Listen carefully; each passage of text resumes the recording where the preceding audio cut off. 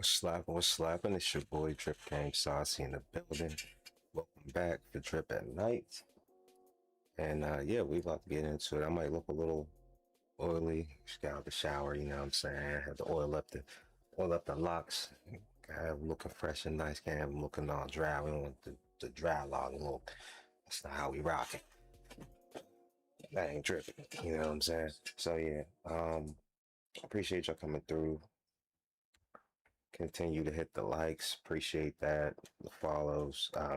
You can follow me if you want to on Facebook. Drip Game Saucy on Facebook. There's a fan page and then like a regular page. But yeah, follow both. You know what I'm saying? Friend one, follow the other. Yeah, and hit the sub button. You know, that's where it's at.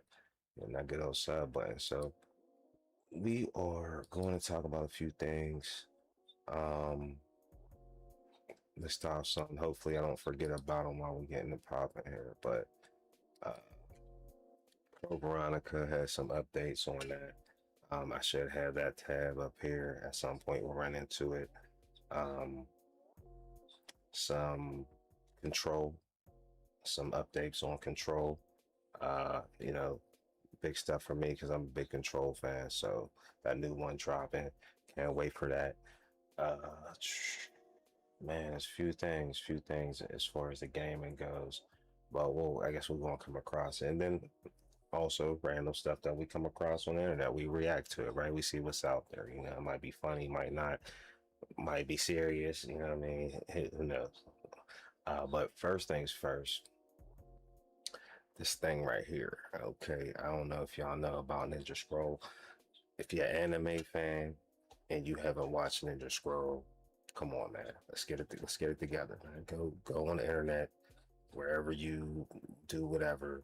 Look up Ninja Scroll, find it, watch it. If you gotta rent it, do it. You know what I mean? The original's still dope, but I think this is like some type of re-release. So you're about to see 4K resolution. Let's go. I don't think there's anything else on this page you rocking with. All right. Always gotta be the commercials, right?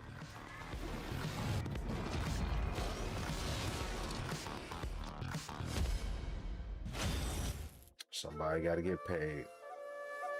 It ain't me.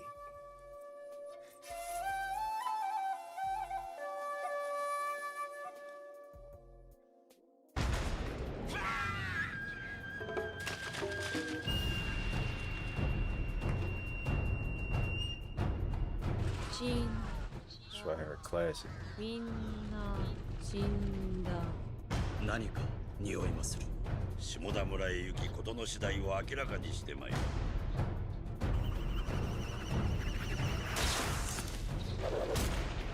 私は甲賀組の影の。俺は十兵衛。騎馬神十兵衛。Let's go. Let's go.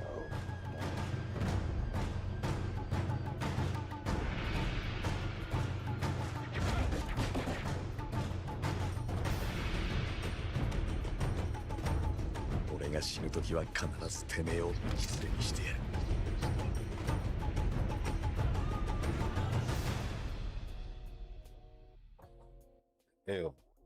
Ew, man.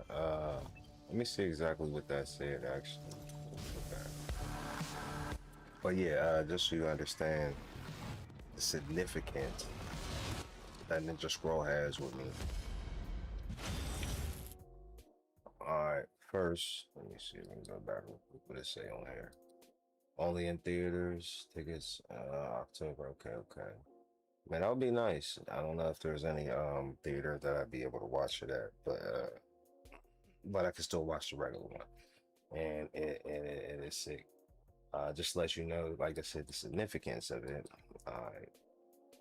I gotta type it down here. Ninja Scroll anime. Yeah. I said on there, 1993, dog. I was a boy, a boy, okay? And when this joint came out, I knew a little bit about anime. I seen a couple joints here and there, but I didn't know it got as wild as anime can get. Now the anime, like, I can't even say for real. Like I haven't been watching. I still watch anime, but I can't say that there's been any new animes that's really has been as like crazy bloody as some of the ones back in like the 80s and like the 90s, the ones that didn't come to America first. It was just like, yeah. So this was the one I seen the heads get cut. I was like, yo, this is crazy. I'm like, this is nothing like the Ninja Turtles. I'm like, yo, what is this? You know, I had an older cousin, Kev. You know what I'm saying? He a gamer as well. You know what I'm saying? I see if he subscribes to the channel so he can check out the games. But yeah, he put me down to it. He used to get VHSs from overseas, and this was one of them I seen, and yeah, it put me on the anime for the rest of my life. And I think that any anime fan needs to watch this. Like what you have it called? What it's called? Like a thought experiment or something, or like a project. You got to do it. Like rites of passage. You know what I'm saying? And there was another one. There was another one that came out around this time too. I can't remember. I think it was called Wrath of the Ninja. Wrath of the Ninja was a good one to watch too. But yeah, let's get back on into it. But yeah, 1998 though. Way back in the day. Look, still cost change to get the DVD because it's dope like that. Alright, let's see where we at. We back. Scroll, we did that. Let's see what's next one. You know, we gonna start from the end. We're gonna randomize this one. Resident We got Evil here. Veronica just Oh, confirmed Code something Veronica. huge Boom. that will change everyone's expectations for the game moving forward. At an invite-only event at the Playdays portion of Summer Game Fest, several gaming journalists were able to attend a Q&A with Resident Evil Veronica's producer Yoshiaki Hirabayashi, and they were able to gather some pretty eye-opening bits on the direction that this game is headed. So in this video, we'll be talking about all the new info from Hirabayashi to give you a clearer picture of what this game is fleshing out to be. So with that said, let's get right into it. So let's start with the hard facts of development, because the team handling this project tells us everything we need to know about its quality and direction. Hirabayashi has officially confirmed that Resident Evil Veronica is being developed by the exact same highly acclaimed development team behind the Resident Evil 2 and Resident Evil 4 remakes. This is actually massive news. It means the game is not being outsourced to a secondary team, nor is it being treated as a spin-off. In fact, Capcom explicitly emphasized a critical point that fans have been screaming for decades. They view Code Veronica as a fully mainline core entry in the series, carrying just as much weight as any numbered title. One of the first major details cleared up by Hirabayashi is the title itself. Moving forward, Capcom is shifting its primary naming style for Resident Evil titles toward a Resident Evil plus word format, rather than relying on letters or convoluted subtitles. Stripping away the code and leaving it as Resident Evil Veronica made the most thematic sense for this specific reimagining. Furthermore, Hirabayashi put a swift end to internet speculation regarding the logo and branding. Many fans noticed that the stylized lettering of Resident Evil Veronica could be read as REV or RE5, prompting theories that this was a cleverly hidden Roman numeral for a Resident Evil 5 connection or a Resident Evil Revelations tie-in. The producer directly shot this down, stating that REV is not meant to represent a Roman numeral of 5 or any hidden code. It is simply Veronica. He said it's meant to just be a cute reference to it being the 5th RE game that Capcom has remade. When the initial reveal trailer dropped, the horror community was sent into a frenzy by footage shot from a first-person perspective, leading Yeah, that's what I was wondering too. Like, what's up with the first person perspective? I don't think I would have been too smooth with that. Like, more of us, like, you know what I mean? But it's just because of the type of game Code Veronica was, and I enjoyed it. One of my favorite into Resident intense Evils. speculation that Capcom might Wish I be had a returning chance to the to, like, gameplay replay style it. of Resident Evil 7 and Village. Way back. Hirabayashi used this Q&A to completely clarify their presentation strategy. The first-person viewpoint used in the reveal trailer was strictly for cinematic and promotional purposes to build tension for the announcement. The actual game is strictly a third-person over-the-shoulder experience. There will be no first-person mode in the entire main game. The way this scene plays out in the final product will differ substantially from what press and fans saw in the teaser, hinting that the scene as presented might not even appear in the final game at all, or will be experienced through a completely different narrative context. In an era where modern games are often criticized for artificially extending their runtimes for meaningless quests and empty open spaces, Capcom is taking a firm stance with Veronica. The development team explicitly stated that they do not believe longer equals better. To them, high-quality, dense, and terrifying content is vastly more important than padding out the game's length. While the original Code Veronica was a massive sweeping adventure that spanned 2 distinct global locations, the remake will focus heavily on tight pacing, atmospheric dread, and meaningful progression, ensuring that every room, puzzle, and enemy encounter serves as a deliberate purpose to the horror design. Yeah, if I recall correctly, man, Veronica had a lot of different like monsters and enemies that you had to, Thanks, Mike. See you next month. So you can get these. you know what I'm saying, exterminate or run from. A major portion of the developer Q&A focused on the game's central protagonist Claire Redfield. Hirabayashi confirmed that Resident Evil Veronica is primarily Claire's story. While other characters play monumental roles, she is the emotional anchor and primary perspective of the entire game. One of the most revealing pieces of information regarding the gameplay direction is that Veronica will play much more like Resident Evil 2 Remake than the action-heavy Resident Evil 4 Remake and Leon portion of Resident Evil 9. We're not getting a kung fu backflipping suplexing version of Claire Redfield. In Resident Evil 4, Leon S. Kennedy was a highly trained government agent operating as a one-man army. Claire, by contrast, is a survivor. The developers emphasize that part of Claire's massive appeal to the global fanbase is her strong sense of humanity. She is vulnerable, she feels pain, and she reacts to the horrors around her with genuine human emotion, rather than stoic action hero bravado. To justify this gameplay style, the developers reminded fans of where Veronica sits on the official timeline. The events of this game take place a mere 3 months after Claire escaped the absolute nightmare of Raccoon City in Resident Evil 2. Think about that from a psychological perspective. Claire is only 19 years old during these events. While she has experienced a localized biohazard once before, and while she But I feel like in Code Veronica though, she was pretty oh, excuse me. Oh man, my bad.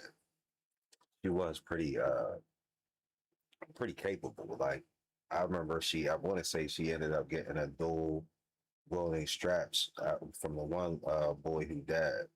It was a little young dude who was like around her age, who was at one of the locations, and he had the double Uzis, I think it was, and she ended up with the double Uzis. You know what I mean? Like so, I hope they don't like nerf her too much. Like you know what I mean?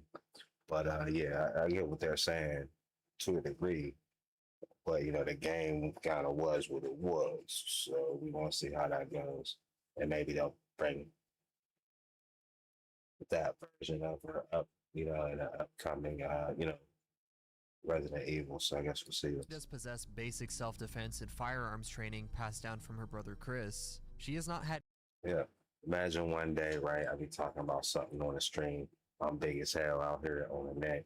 Got like thousands of Robux, like subscribers and everything. And Capcom take one of my tips and do it. That'd be crazy work. You know what I mean? A man can dream though, right? Let's go. Had years of military and tactical training. She hasn't become a seasoned bioterrorism operative yet. Therefore, in the Veronica remake, Claire will not be a radically different or physically overpowered character compared to her appearance in Raccoon City. The developers noted that instead of being physically stronger, her growth will manifest as being more mentally resilient. She knows what zombies are now. She understands the concept of a bioweapon. She is driven by a fierce determination to find her brother, which gives her the psychological fortitude to push through horrific situations. But her physical capabilities remain grounded. Despite the heavy focus on Claire, an introductory video shown exclusively to members of the press heavily emphasized that the unbreakable bond between the Redfield siblings, Chris and Claire, remains at the absolute core of Veronica's narrative structure. The game is a journey of rescue and reunion.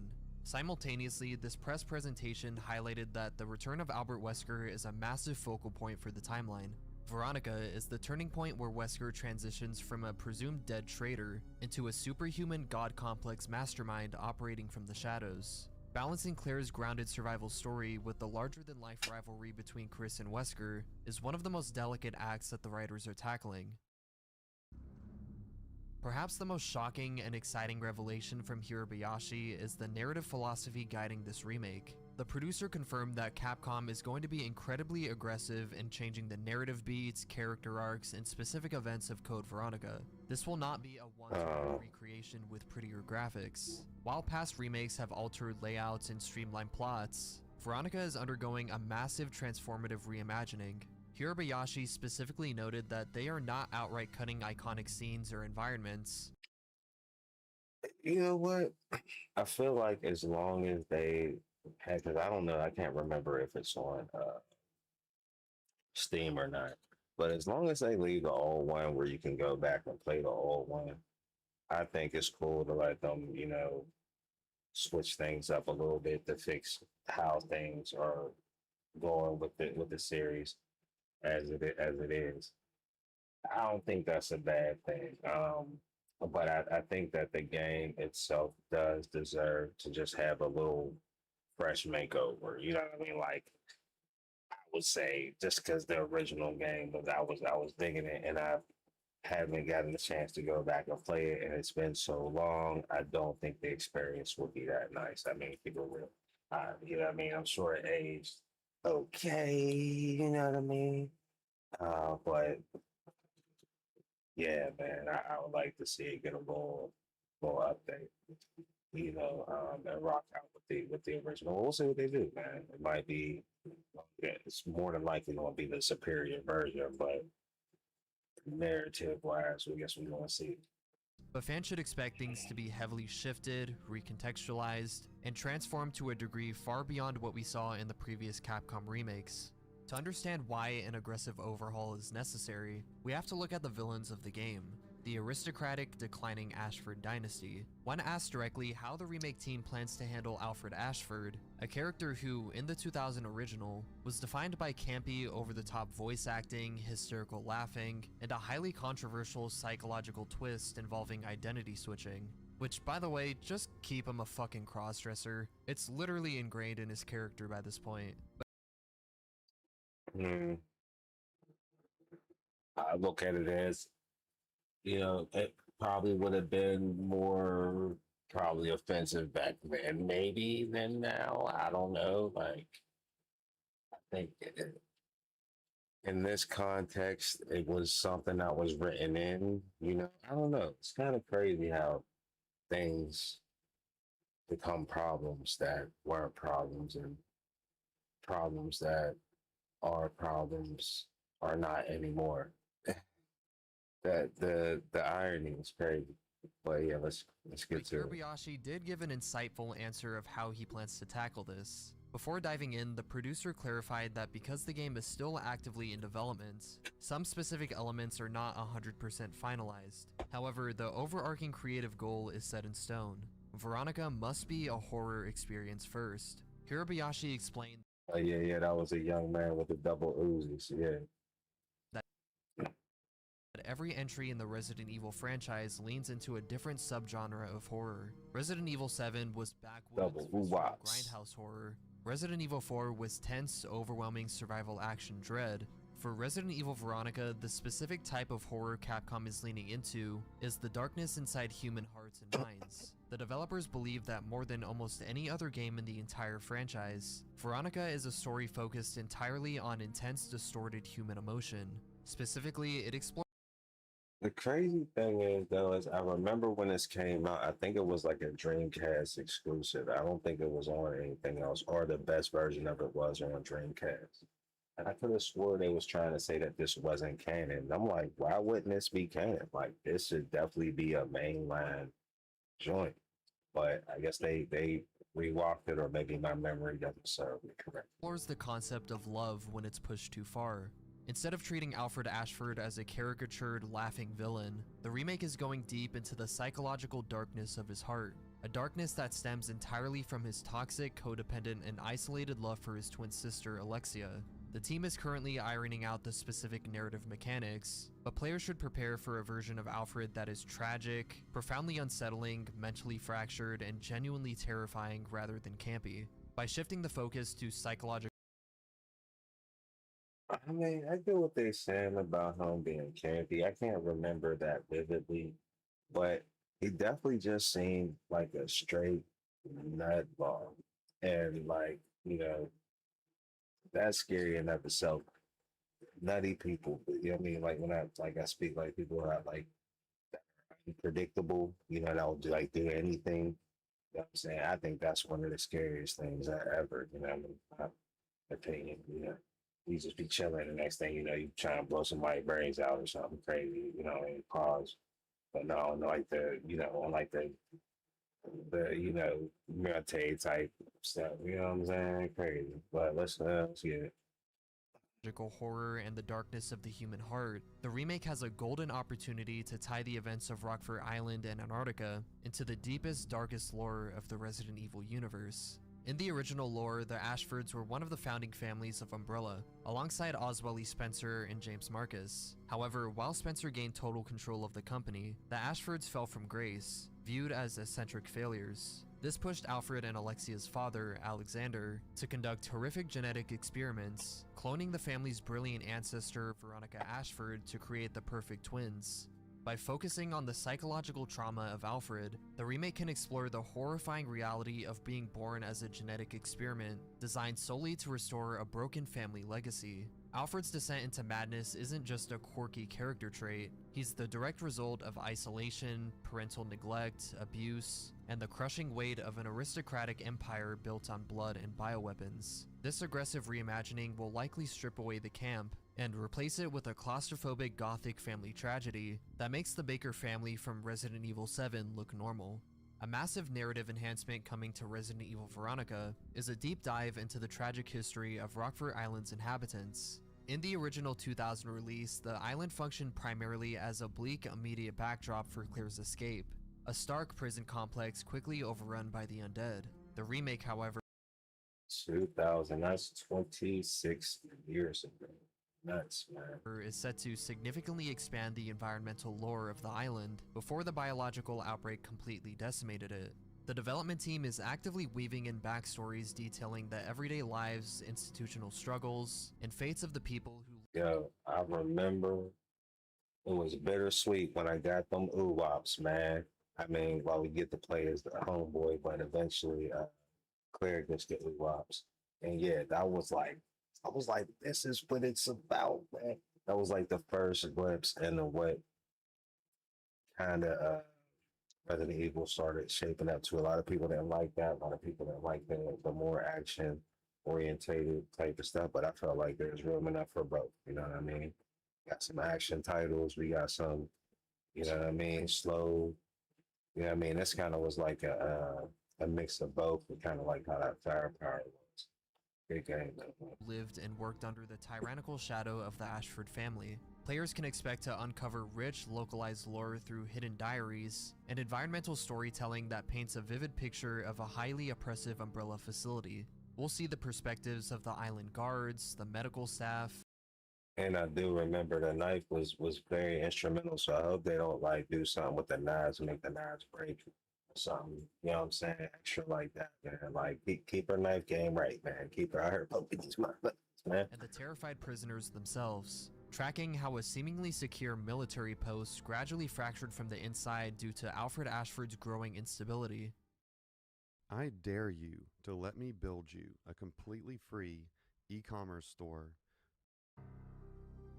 Given that the RE2 and RE4 remake teams are running the show, how exactly will the physical gameplay, pacing, and classic sequences of Code Veronica transform under this new aggressive design template? The original game featured several elements that desperately need modernization to fit into a grounded, terrifying third-person survival horror structure. The original Code Veronica was famously split into two halves: Claire's survival and escape from the military training facility on Rockford Island, followed by Chris Redfield's arrival to rescue her, which eventually takes both siblings to a desolate frozen Umbrella research facility in Antarctica. Under the new philosophy where things are being shifted and transformed, we can expect the transition between these two locations to feel much more seamless and narratively justified. In the original, the Antarctic transition felt abrupt and suffered from intense backtracking, forcing players to leave items in item boxes for the other sibling to find later. The remake will likely overhaul this dual protagonist inventory system entirely. The shifting perspectives between Claire and Chris will be used to enhance narrative tension.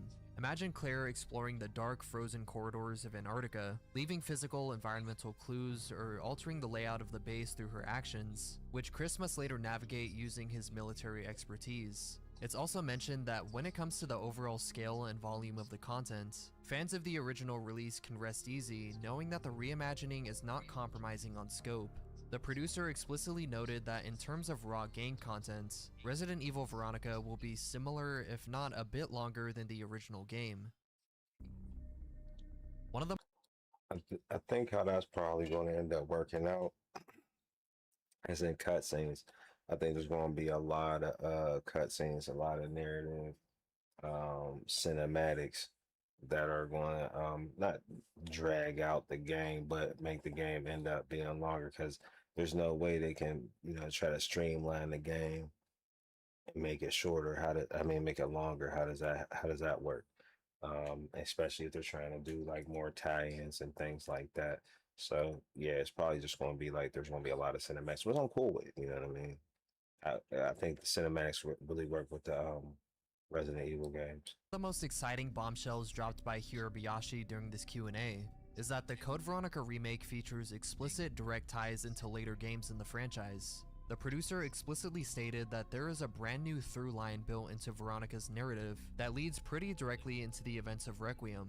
This is a massive departure from the original timeline, where Code Veronica was treated as a spin-off and more of a side story to the official narrative. That's what I was saying. I was like, why is this some type of side story? I'm like, this should be canon. So I don't know what made them change their mind, but I'm kind of glad they did, even if it's going to come with all of these little changes. To understand why this new through line is so revolutionary, we have to look at how jarring the transition was in the original timeline. In the original Code Veronica, Albert Wesker is revealed to be alive, working for a mysterious HCF organization. He obtains the T Veronica virus from Steve Burnside's corpse, fights Chris Redfield to a draw, and vows revenge against the Redfield siblings. It was an epic cliffhanger ending that set up a massive impending war between Wesker and the heroes. But then, Resident Evil 4 came out in 2005.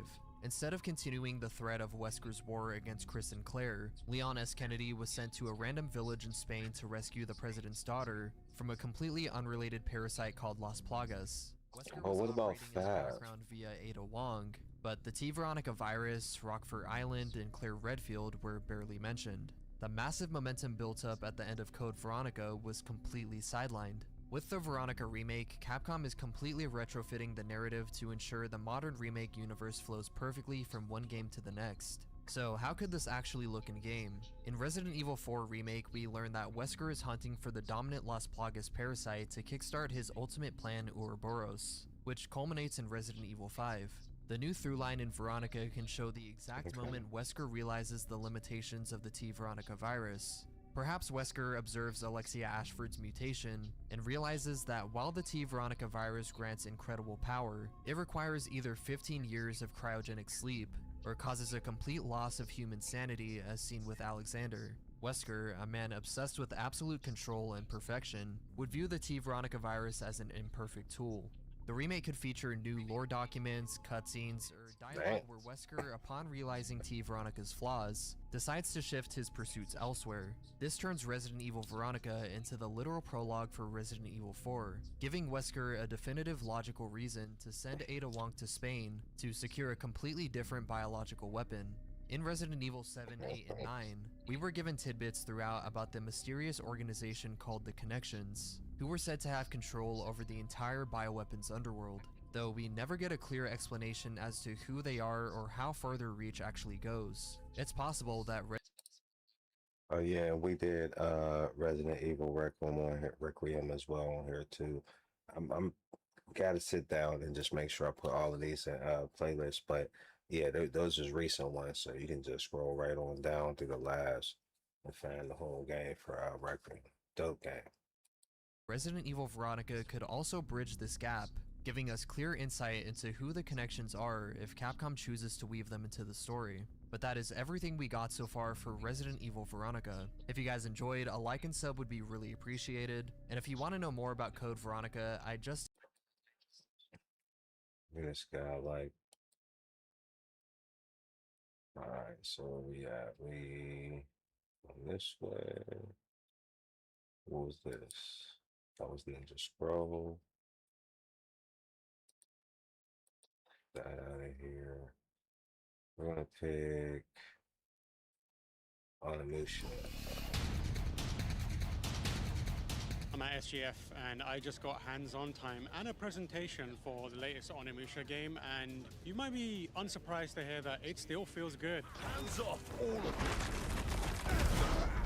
The combat of that game has been the big draw for a really long time, and the demo of it is obviously out now, so you can get a good feel for it. However, the thing that you might not be able to play in there, I'm not 100% sure if it's in there, but is they have a new Genma that they showed us. This one is like the old tricking reverse mermaid situation, where there's a woman in the water, and Musashi kind of comes up and he's like, hey, get out of the water, you're gonna hurt yourself. And then she kind of like disappears under the water, and then just jumps out, and it's like a giant gross little fish thing that tries to eat you, and you've got to like parry it in perfect timing, but it does like a water spin attack, and it's a great enemy to practice your grab reversals, which when an enemy tries to grab you, if you hit the counter on it, you will effectively turn it around and grab them back. You can think of it as like a break almost from Street Fighter.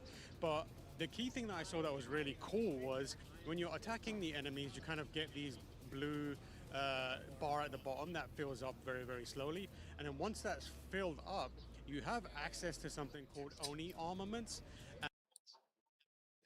Yeah, I played the demo that's on the channel 2 live. I really liked it.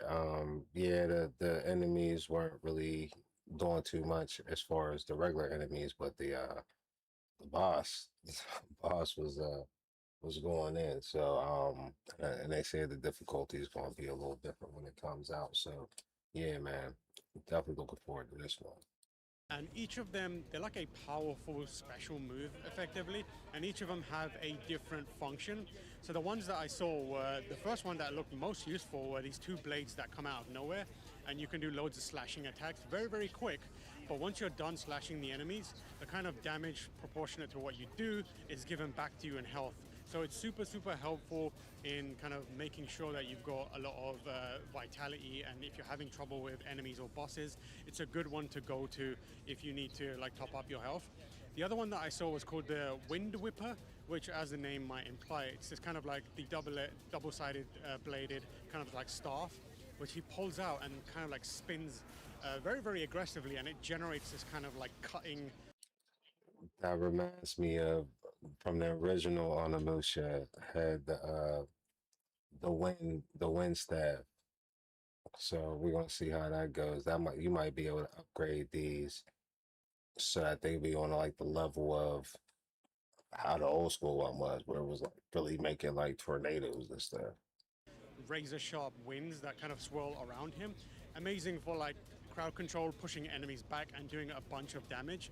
And then the final ones were they were called the Earth Shakers. Sounds like maracas, kind of look a bit like maracas, but what that did was he kind of just pulls them out and then delivers one very, very heavy two-handed like punch with them, and that just does a massive amount of damage to the stamina, which in turn allows you to quickly break them and do way more damage. The boss that we actually fought, we actually saw 2 boss fights, and the interesting mechanic with them is the boss that one we fought was they have multiple stages, but the cool thing was as the enemy is attacking you and tasting your Musashi's blood, it actually becomes more powerful, and then over time, once it reaches a certain point, it will evolve into the next stage of the fight, which is really cool. I'm interested to find out if you can if you full parry and never get hit, whether the boss actually evolves into the next stage or it just stays at the first stage. I hope it does do that, because that's a really cool mechanic that we haven't really seen much of before.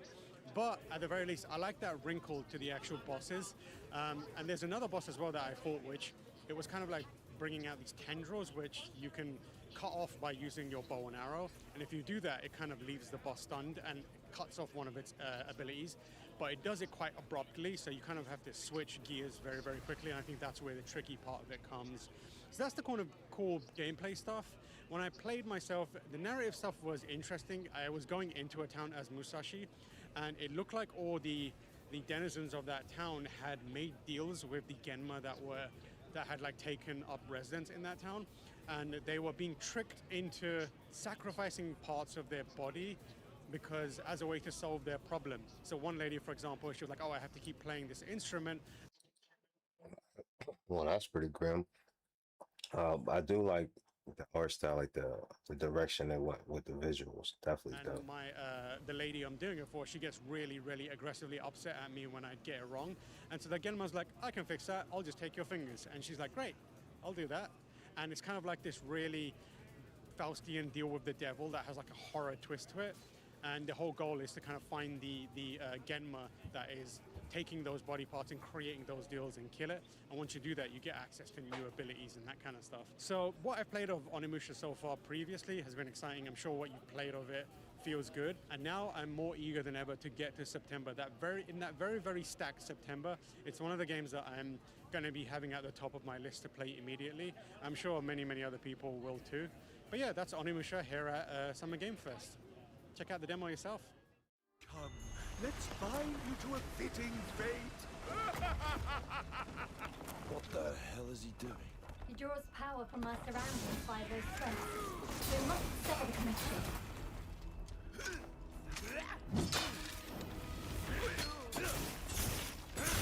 I can see your moves. I'll keep deflecting them till you've got no stamina left. Let's see how well you fight then. Turn to scraps!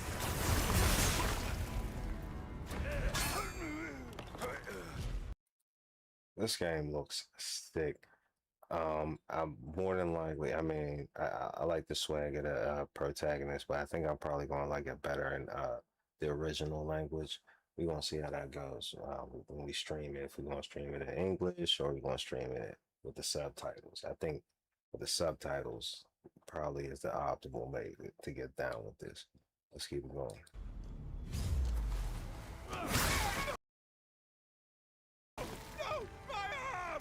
That should prove advantageous.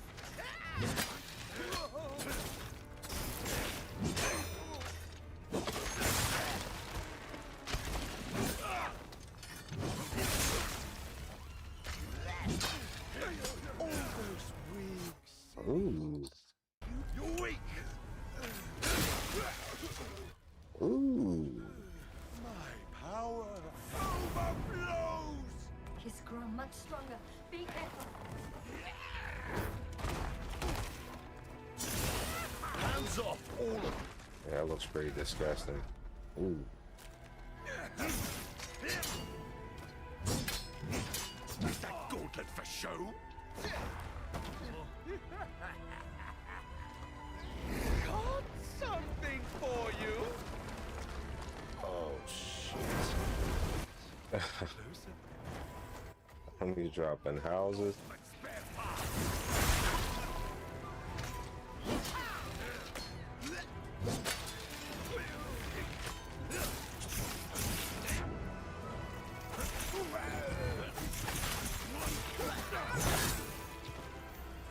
See, this is the thing about it, right?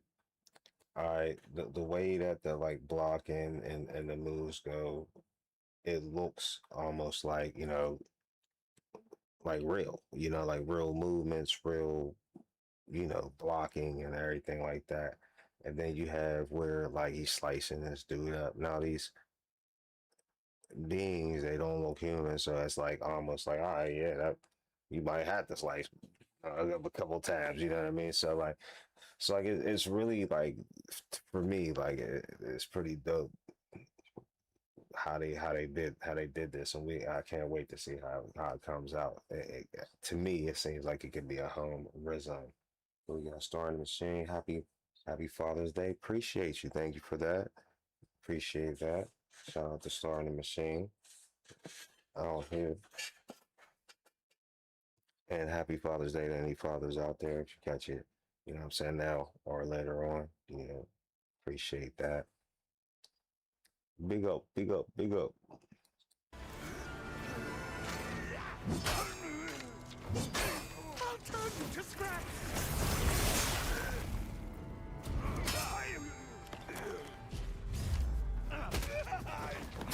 Yeah, this is crazy.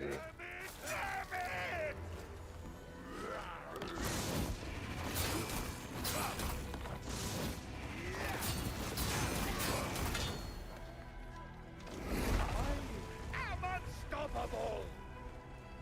This is getting out of hand. A little closer. Snip, snip.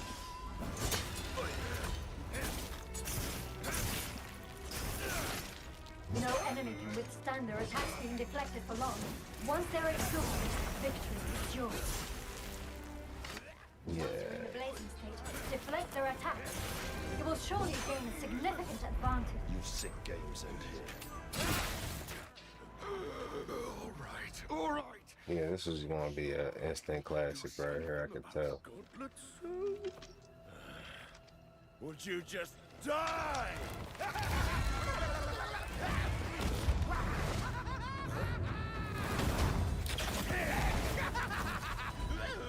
I'm a busy man with important things to do. I'll save time for another time. Homie booked it. Yeah, that game seems raw, man. And it also gives me like anime kind of vibes, like, you know what I mean? I get down with the anime. Yeah, so there's up stuff. What else we got here? This one. So we can get wait, what is this? Yeah, we can get rid of this one.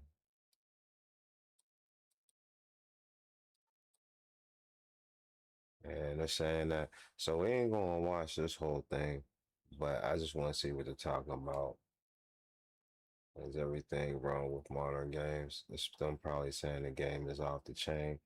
I ain't get a chance to get down with it yet.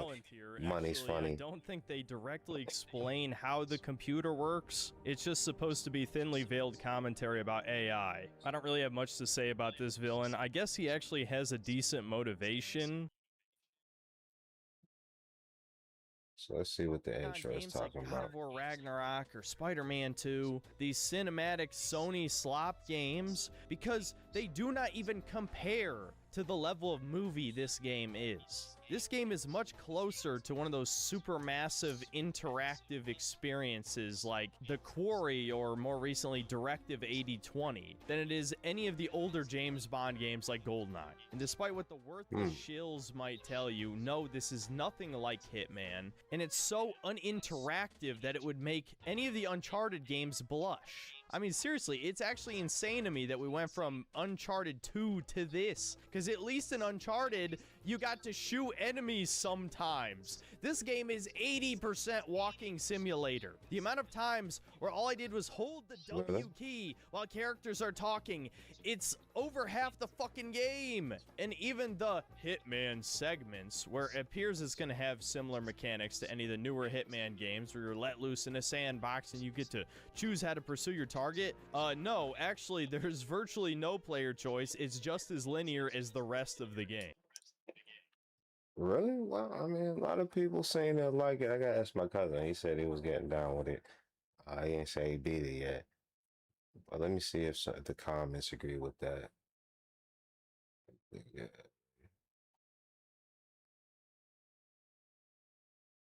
Mm, Park with love. Name's fund. Refund. Wow. The name's fund.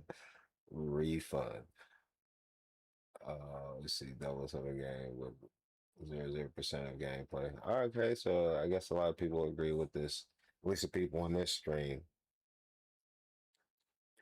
agrees with this. And it's Let's so listen to some more a little unbelievably bit. dumbed down. This is one of the most brain dead games I've ever played. As long as you do exactly what the game wants you to do, there is not a hint of challenge on the normal difficulty. Even the few times where you are given some small amount of player freedom in how you want to approach a situation, this game doesn't even let you shoot enemies freely. You have to be given the license to kill, aka meaning that you can only kill in self-defense. If the enemy pulls a gun on you, then you're allowed to shoot back.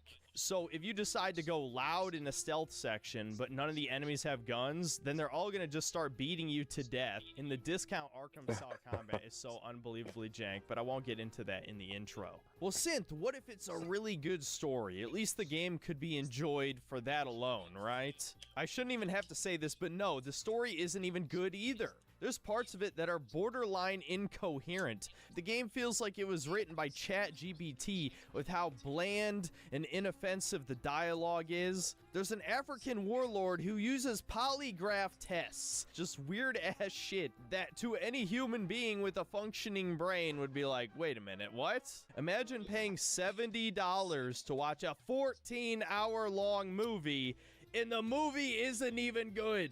Oh, and as if I haven't named enough reasons to dislike this game, it is also a glorified humiliation ritual for James Bond. One of the only white males in the game, and he is constantly humiliated by women and minorities around him. Awesome. Well, Synth, look at the bright side. At least he's straight, so it's not woke, right?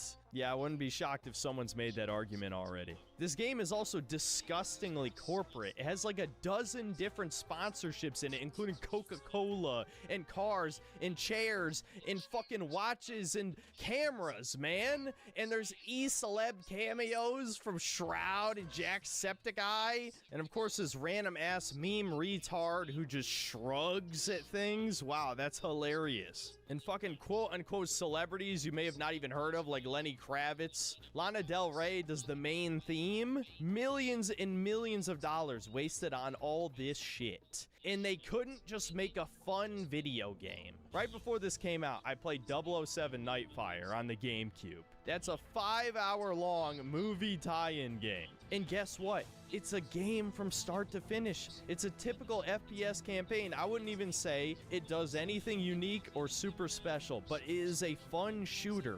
I was playing the game the whole time. Enemies. You know, with AI, You can create any character you want. Well, I would say that in a nutshell, he what I feel in the game. I don't know. I'm probably just going to catch it on sale unless, something really compels me to grab it up. My backlog's kind of crazy.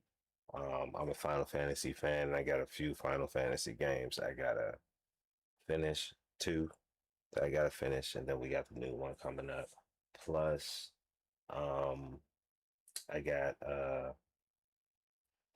man, I can't Refantasio, which I also got into and then finished. So yeah, we'll have to see. But yeah, I get he's entitled to his own opinion. I'm gonna talk to my cousin. He a gamer. You know what I'm saying? I know he's not out here trying to appease to anybody. He just gonna play what he like, and we got pretty similar tastes. So, and he grabbed it day one, so we gonna see what's popping. What's this? Everything you need to know about control. Okay, so we ain't gonna listen to the whole thing, but this is For many, we have been looking forward to this. This is one of my favorite games. This also is on my streams as well too. Go ahead and check that out. Um, especially if you want to go play Control 2, you probably don't need to 100% fully play through Control to probably get down with Control 2, but I would highly suggest that you play Control 1. That game is sick, dope game. But let's get into it. We're going to get a little tidbit of, you know what I'm saying, or something, and then, you know, if you're really interested, you can go back and check it out, you know. For 6 years. For others, you may be asking, I may do it myself too, because a little refresher won't hurt, because it is kind of a whole lot of web weaving going on with that storyline. what is Control? Regardless of which camp you're in, I've got you. This video will act as a crash course for everything you need to know about the setting before Control Resonant. For starters, I would recommend playing through the franchise yourself. However, if you don't have the time, resources, or simply are looking for a refresher, this video is for you. Be advised that this will not cover everything. After all, a full breakdown of Control's lore would make this a 12-hour video alone, not even counting the other games in the franchise. So I will condense this down to all the major points. If you want a complete summary, just let me know in the comments below. So let's get going into the Newcomer's Guide to Control lore.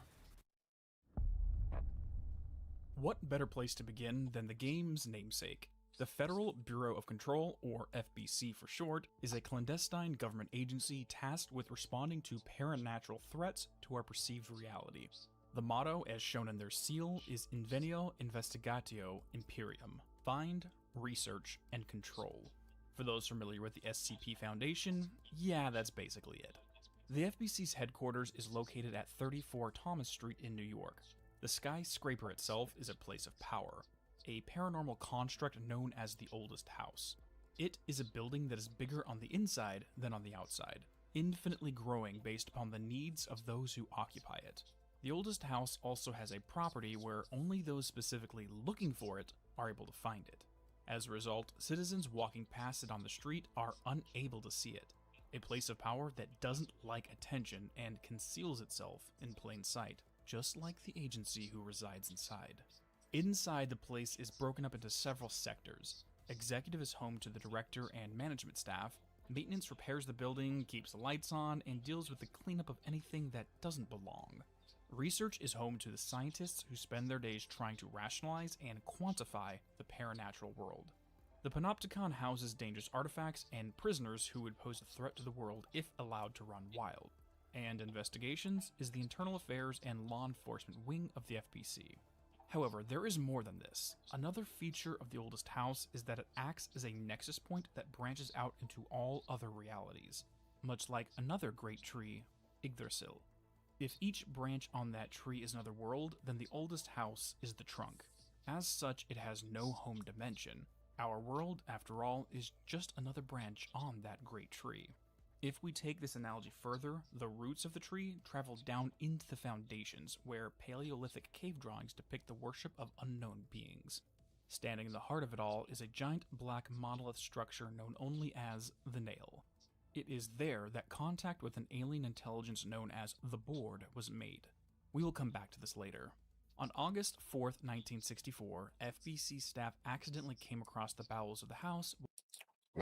Shout out to the writers and stuff for Control, because yeah, it was a little hard to follow if you're someone who doesn't like watch psychological thrillers and stuff like that. But if you watch like psychological thrillers, paranormal type stuff, like the Far Out type stuff, this is right up your alley. Like, it's everything's far out, but it all like makes this kind of crazy sense.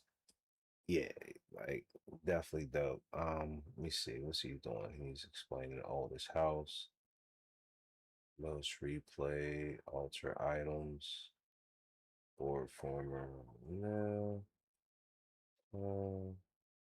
members prime candidate, years of warranty, So we're going to watch a little bit more of the FBC in the oldest house. While investigating a different We occurrence. might get to the next Initially, only the foundation was stable. The upper floors acted as an amorphous and ever-changing interior. Individuals who traveled up there would go missing and never be recovered. Eventually, with the help of a scientist named Dr. Theodore Ash Jr., the place became stabilized and the FBC moved their operations into the house proper. Even though we have in-game records showing the FBC existed at least as far back as the turn of the 20th century, the 1960s is where it evolved into the modern form we know now. That's enough of a primer. We have many other topics to cover. As mentioned in Part 1, the FBC investigates paranatural intrusions upon our reality.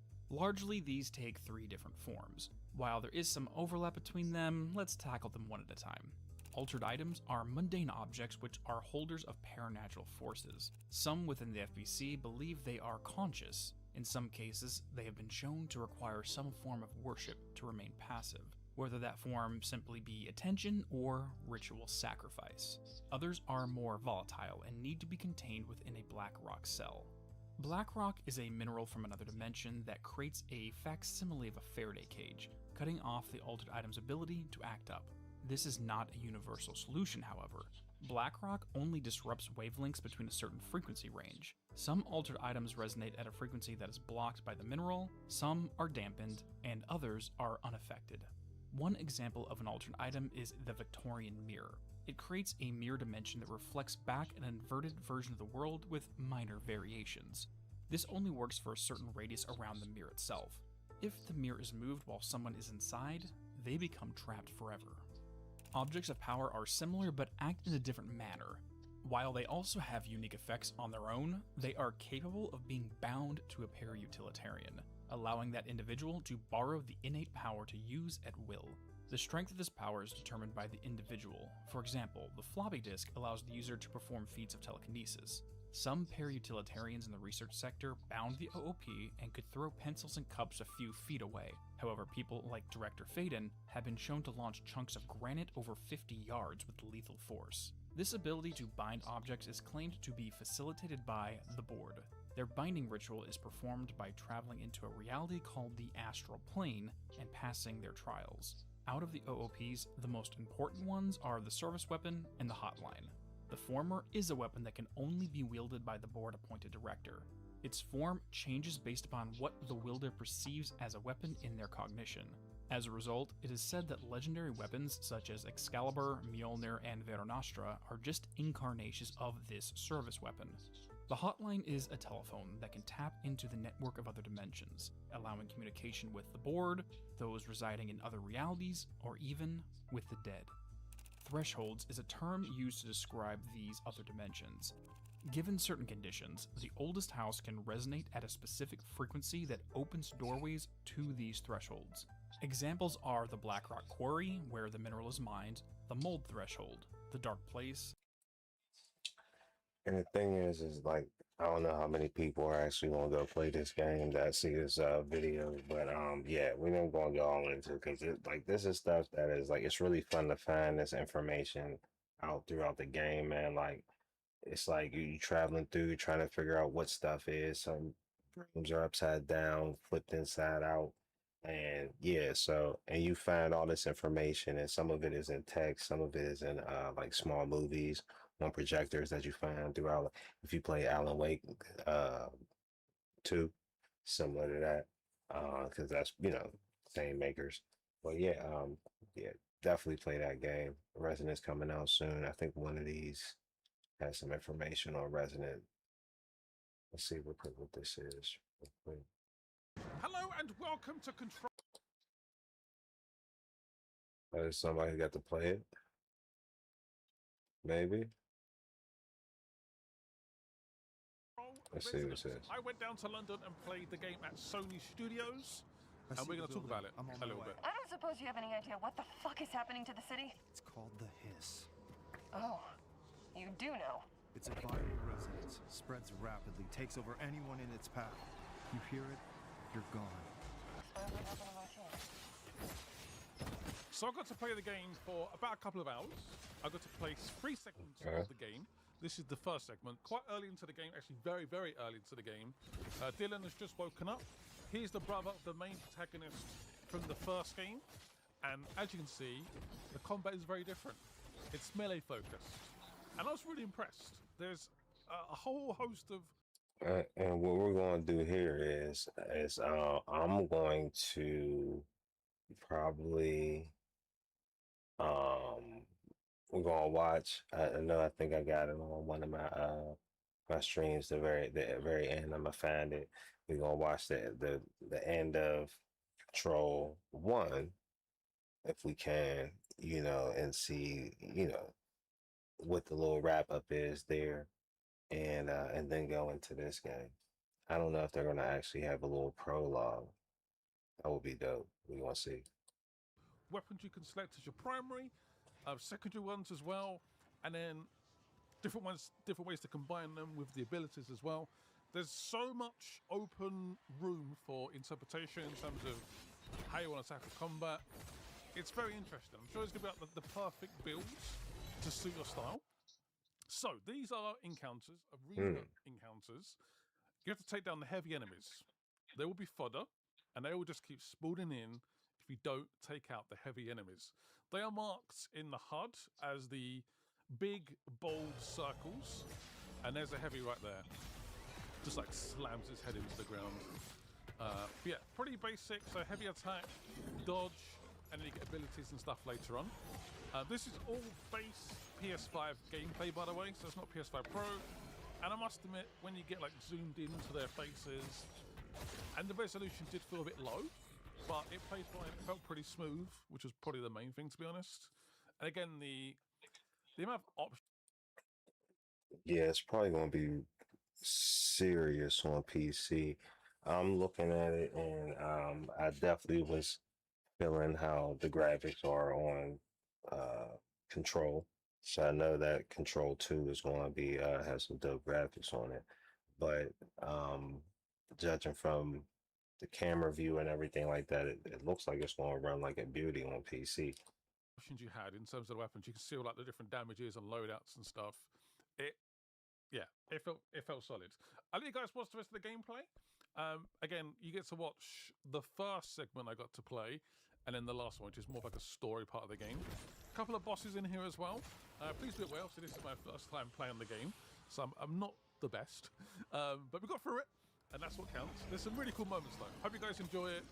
And if you guys have got any questions, let me know, and I'm definitely going to come back when the game releases on the 22nd or 24th of September. Yeah, it's early access for some reason on PS5. Don't ask why. Also, I forgot to add, I really enjoyed exploring Manhattan. The way the sort of movement works, the jumping, double jumps, the dashes. It was kind of fun. Anyway, sorry. Enjoy the rest of the footage. It is interesting that they switched to that melee, but I think it's genius.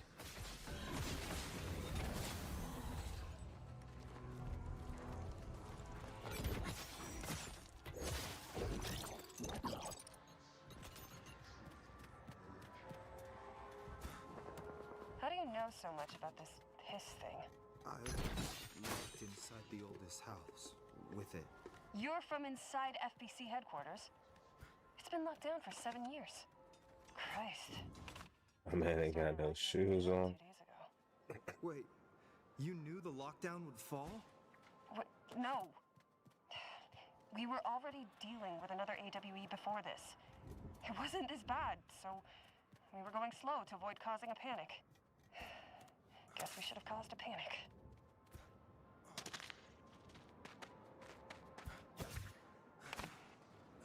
So right now it still kind of looks like a regular city. So I'm guessing the city just gets hella worse.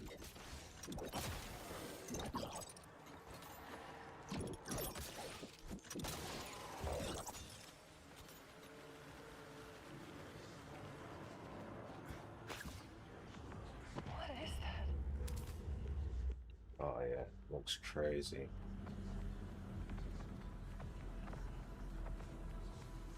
Cut off at NY19. Safety alert 11.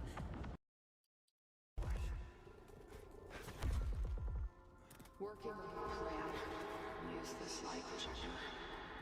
Just like old times. Remember big game consoles without the Christmas video? Jesse, I remember. There was that one go to the realm in between and save the world. Jesse! I can't do this anymore. You're here. Is it really you? Can you hear me?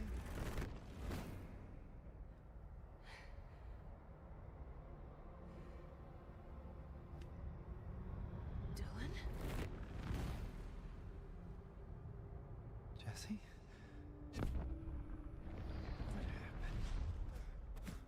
What was that? I felt something.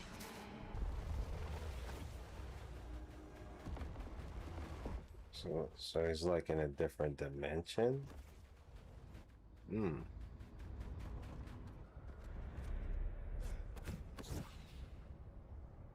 Interesting, interesting. Okay, so he can fly now.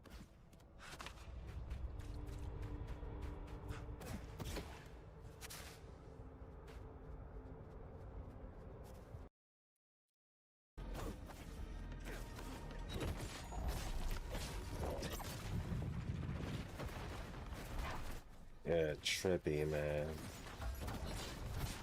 Some trippy stuff.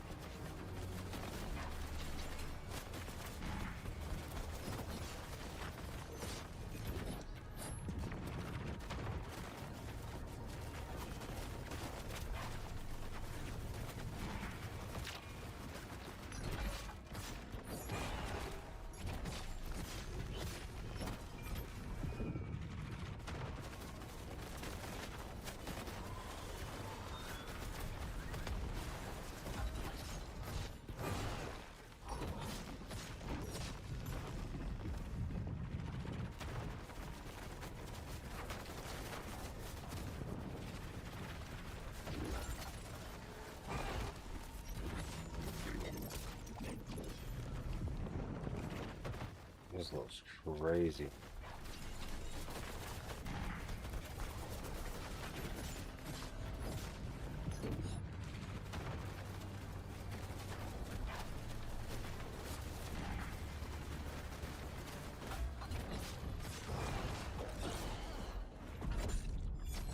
Ooh, ooh, ooh, ooh.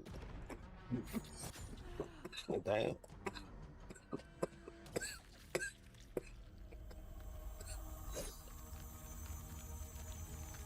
Okay.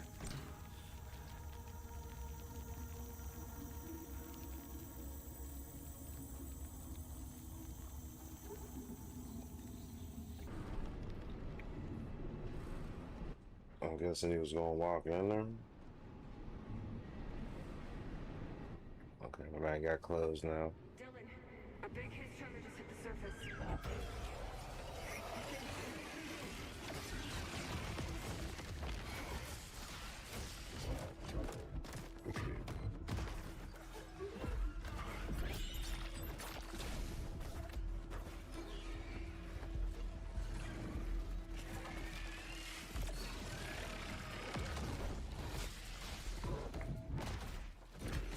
See, what I'm assuming too is that there is going to be some sort of ranged attack at some point. Maybe with some sort of limited use.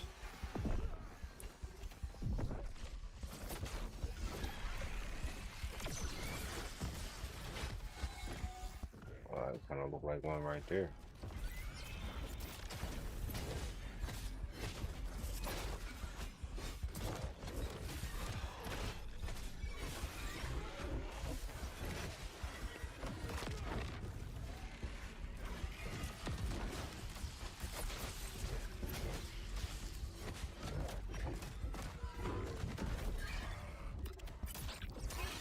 So I was gonna say what this could definitely shine is if they, you know what I'm saying, put it into like making a lot of different finishers for the, you know, for the different enemies. That definitely be a nice touch.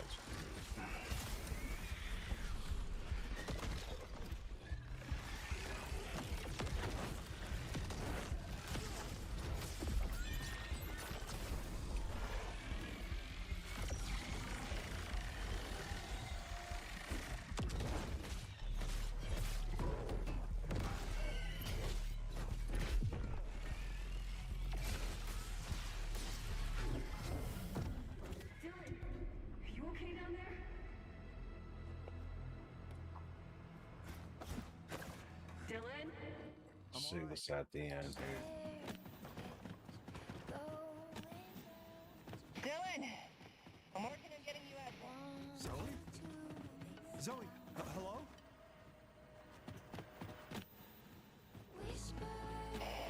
Explosive flying around. I feel like this was on one of the previews already. Okay, it'll work. Stay with. I'd definitely be doing a cinematic walkthrough this. But I guess he only had but so much time, so he's like, yeah. 6 hours? It hasn't been that long. Has it?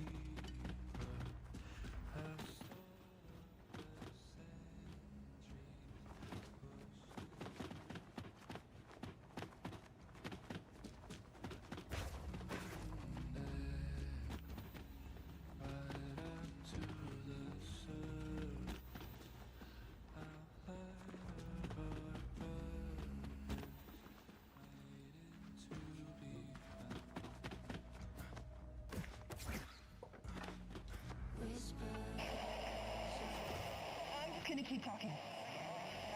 The PA system. You hear the music? I hear it, Zoe. I hear it. In order to give up the search, you've been classified as MIA. Being reassigned immediately following another crisis. Oh, God damn it. Sorry, Dylan. Zoe, I'm still here.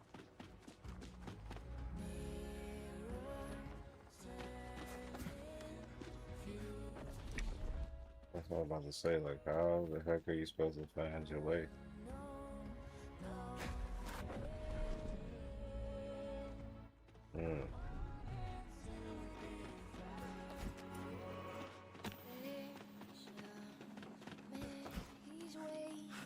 Trippy.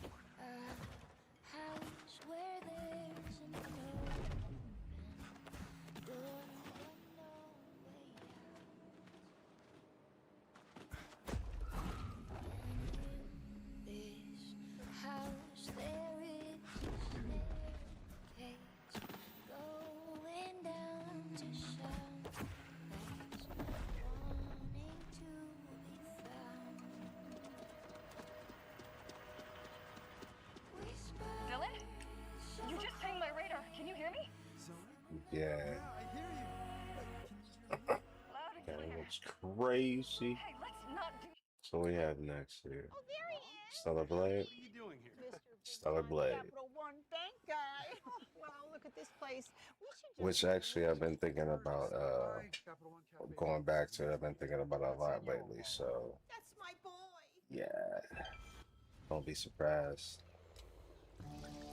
Maybe in between going back to one of these, you know, longer story games, like come back and new game plus this. 2026 showcase, you're likely buzzing about Stellar Blade being back in the spotlight thanks to its sequel announcement, Stellar Blade Blood Rain.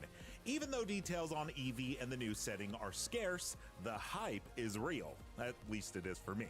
Plus, it was just revealed that a Nintendo Switch 2 port of Stellar Blade is on the way. So whether you're diving back in or starting fresh, we've got you covered. Here's a look at everything major going on with Adam, Eve, and Lily since launch. At launch, Stellar Blade arrived with a full story campaign, multiple endings, and a new game plus mode. a rarity these days. New Game Plus allowed players to keep their progression while tackling tougher enemies and experimenting with new skills, weapons, and nanosuits. On the technical front, Stellar Blade was a showcase for the PlayStation 5, launching with smooth frame rates, ray-traced reflections, and full support for DualSense features. Shift Up clearly wasn't resting on its laurels, though, as launching Stellar Blade was just the beginning. Shift Up focused heavily on quality of life updates early on. They added map pins for easier navigation, a favorite system for inventory management, and confirmation prompts to avoid accidental money spending. They also tweaked combat targeting and lock-on mechanics, which made the tougher encounters feel more manageable. These small changes made a world of difference for long-term play. One of the earliest major updates also introduced Boss Challenge as a dedicated mode, allowing players to rematch powerful enemies from throughout the game. Alongside it came 5 new nanosuits, additional accessibility options like extended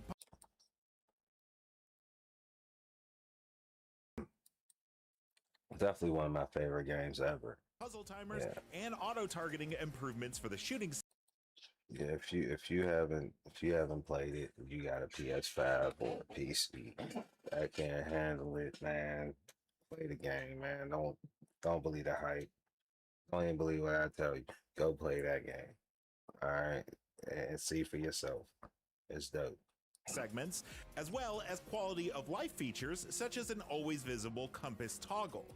Subsequent updates continued that momentum, adding even more nanosuits, expanded hairstyle customization options, and additional accessibility improvements that helped make Stellar Blade more welcoming to a broader range of players.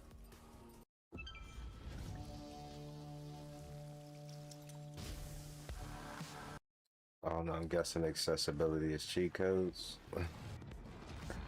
Yeah, I'm saying. I don't think the game has some difficulty to it.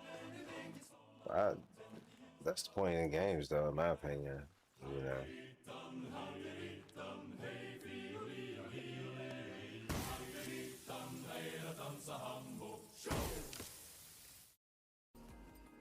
Later in 2024, the highly anticipated photo mode dropped, letting players pause the action to snap cinematic shots with custom filters, angles, and poses. Along with that, we got a ton of new outfits and cosmetic options for Eve, letting players customize her look without messing with the gameplay balance.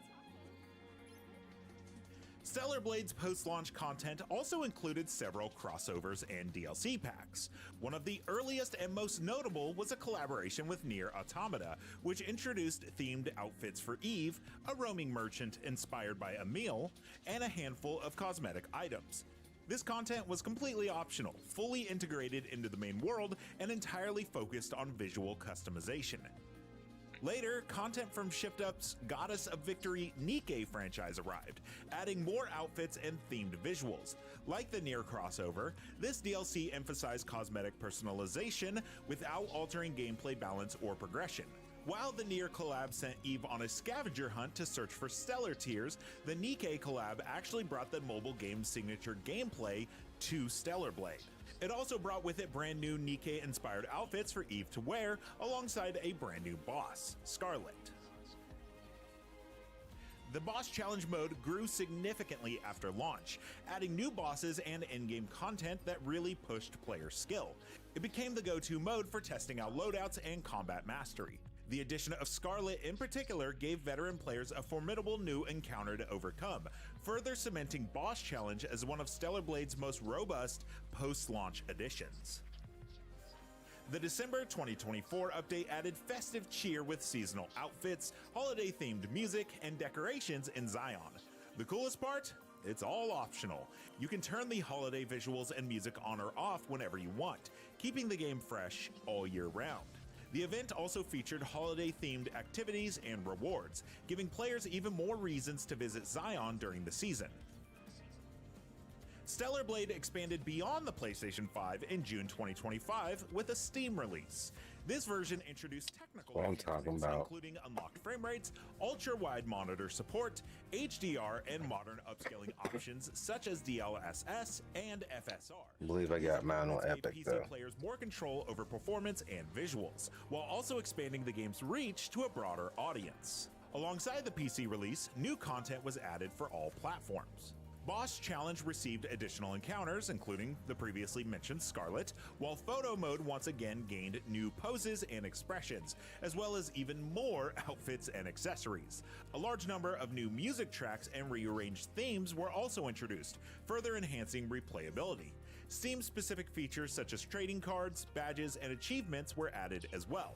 The Complete Edition update also introduced a number of smaller enhancements, including a digital art book unlocked after completing the game, expanded language support, additional accessibility features such as fall prevention options, and even more controller customization choices.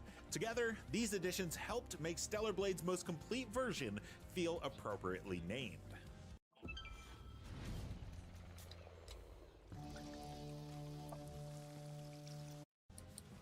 Around the same time as the PC release, Stellar Blade added support for PlayStation 5 Pro. This introduced multiple graphics modes exclusive to PlayStation's newest console, including a high frame rate mode targeting up to 80 FPS on 120Hz displays. The update also improved image clarity and resolution using Sony's PSSR upscaling technology, allowing the game to run at 4K with enhanced visual fidelity and smoother performance. Players could choose between performance-focused or balanced visual modes, making the experience highly flexible depending on display setup and personal preference. One of the most substantial post-launch content additions came in the September 2025 update, which included 3 new epilogues. These added new narrative beats and expanded the game's story beyond one of the original endings.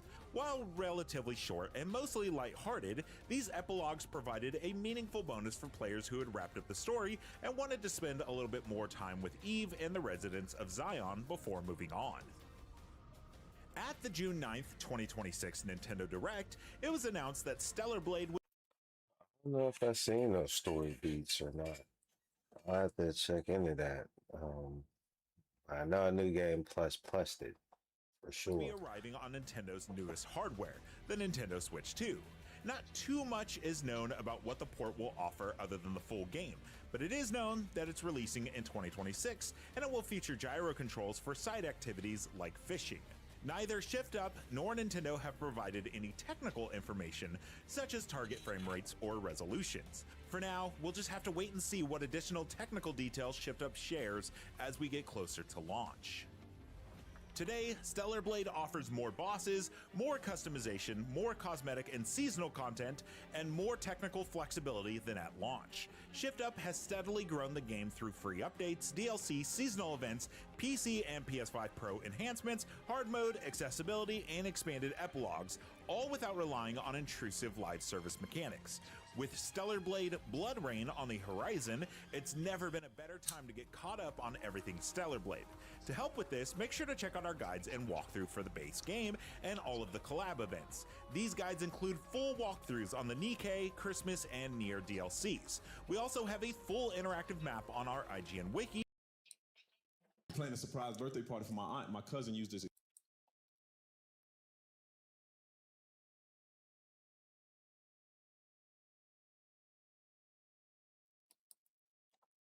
Yeah, definitely. Dope game, Stellar Blade. Check it out. Everybody knows it's dope. On 'em.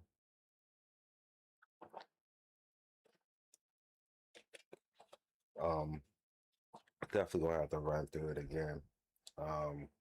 Try to before that Blood Rain comes out.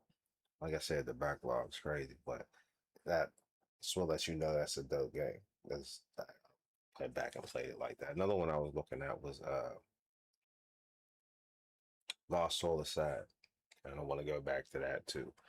See how that's running now. Let's get back into it.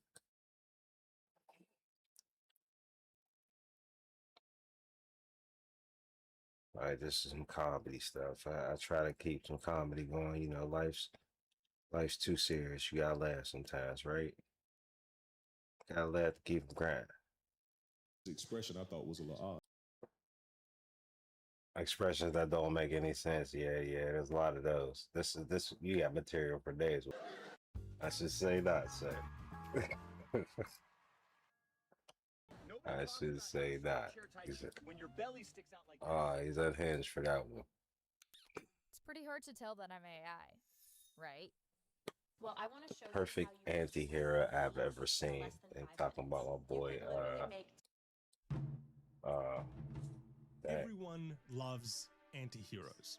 They might be the most my man. What's my man's name? I can't remember it right fiction, now. owing to how relatable they're often characterized, as well as the fact that they tend to make us think about I'm about to ourselves say, in a way that heroes or villains usually don't. Which is why What's his name? The Ghost Tsushima. That's Tsushima. What's his real name? For instance, I feel bad.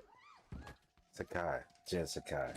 Yeah, we spent a lot of time together, man, on that great game. example because That's it's my been guy. I don't know, like a decade since this scene, and from time to time, I still think about it. He's a I was going to say that Sakura. challenges the audience's sense of right and wrong, since the argument he makes for using lethal force against violent criminals is kind of a compelling one. And it makes us wonder if behind all this, does he have a point? Which is a very typical but very uncomfortable question we often ask of anti-heroes in general. Because they sit in this kind of grey area where even if you totally understand why they're doing what they're doing, something about this doesn't feel quite right. But with Frank, he doesn't share our uncertainty or discomfort with this stuff. Like, he's never unsure about what he's doing regardless of how brutal or violent. He thinks all of this is 100% justified.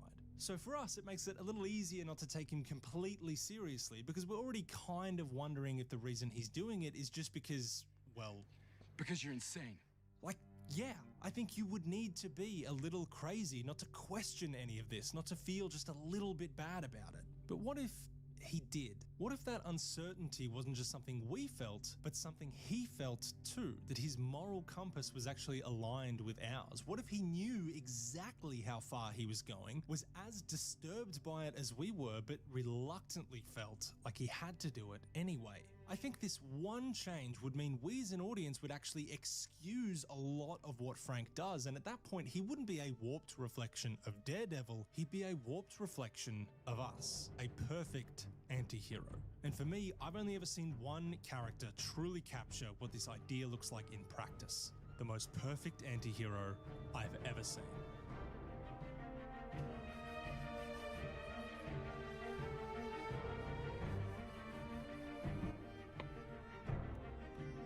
What makes Jin's story so brilliant is that it kind of sets us up to justify actions we would normally condemn, simply because, unlike the Punisher, we are fully convinced of the reasoning behind them. Where Frank challenges our sense of right and wrong, Jin actively affects how we might judge right and wrong, and that's exactly the kind of thing that I think makes anti-heroes so compelling in the first place. So today, I want to take a look at Jin. Not just his story, but exactly how his journey to becoming the Ghost is one I haven't stopped thinking about all these years after I first played through it. Before we get stuck into that though, I have to thank today's sponsor, Surfshark VPN. Now, I don't know about you, but despite knowing bad things happen... Yeah, Jin Sakai was definitely one of my favorite characters to play as, for sure. Work of servers, you can... Jin is an unbelievably easy character to get behind because his entire philosophy is grounded in a rigid set of moral principles and values we know as Bushido, which were cemented into him from a very early age. An assassin! From Yarikawa! Traitor! You would stab the Chido in the back! Rosakai! Control yourself.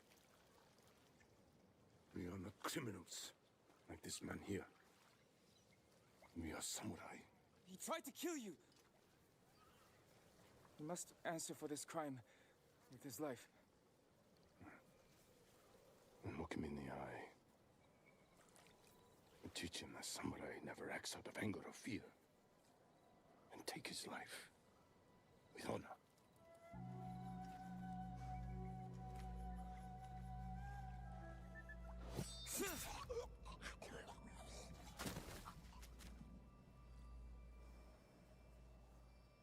When we fight,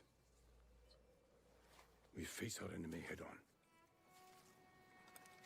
When we take their life, we look them in the eye with courage and respect.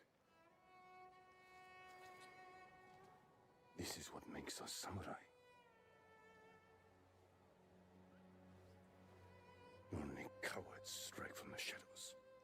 Everything in that scene basically sums up what Bushido is all about. Even though there's a lot of emphasis on treating their enemies honorably and respectfully, at its core, it isn't really about them at all. It's just about how your behavior reflects your character. It's kind of similar to modern sportsmanship or chivalry, which is why to us as a modern audience, it feels so admirable. The samurai of Tsushima are supposed to be decent men, and regardless of the circumstances, even if their decency is met with cruelty, decent men don't act indecently. And to do so would to be dishonorable, to be a coward unworthy of life, land, rank, or respect. You'd be stripped of your titles, your family name would be disgraced, and then... yeah, like these people are not messing around. There's a lot on the line for people, especially samurai, to always be honorable. However, between Jin and his uncle, there is an important difference in how each of them define honor for themselves. For Shimura, honor is about duty, serving his lord with courage, integrity, and self-control, as he puts it. And as the ruling Jito of Tsushima, he didn't just see himself as a warrior, but as a moral example for his society. Someone his people can positively look up to and model themselves after. To Jin though, honor first and foremost is just about protecting those people. That the responsibility that comes with being a privileged samurai lord is that you owe your life to the people of Tsushima. And while they have these differing priorities within the code, they still share the same unyielding commitment to its overall principles. Like they're fully prepared at all times to die in the name of them. But herein lies the bigger problem.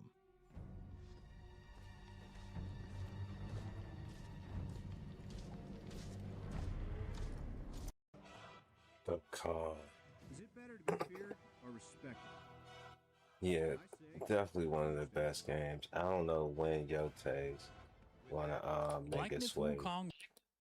I don't know when Yote is gonna make it sway to PC. Seems like everybody liked it. Ghost of Tsushima was so dope that I mean I can't even be that mad that it's not on PC. I'll just play Ghost of Tsushima again because it's that dope. But yeah, dope game. Ghost of Tsushima I think still like 40-50 bucks. But definitely a dope play, and it got a multiplayer aspect to it. I don't know if it's still popping, but I hope it is because I want to go back and play that. You know, but this is Black Myth Wukong. These was all dope games, and these all came out like around the same time. I want to say, like it wasn't that big of a spread in between these, and man, at least when it was out on PC, man, dope game. This was too. Was one of those games that became almost impossible to ignore once it released. Even if you have no attachment to Journey to the West or no real history about Chinese mythology like I did going into it, the game's launch was so big that it basically forced its way into the larger gaming conversation. It was being talked about as one of the biggest action games of the year.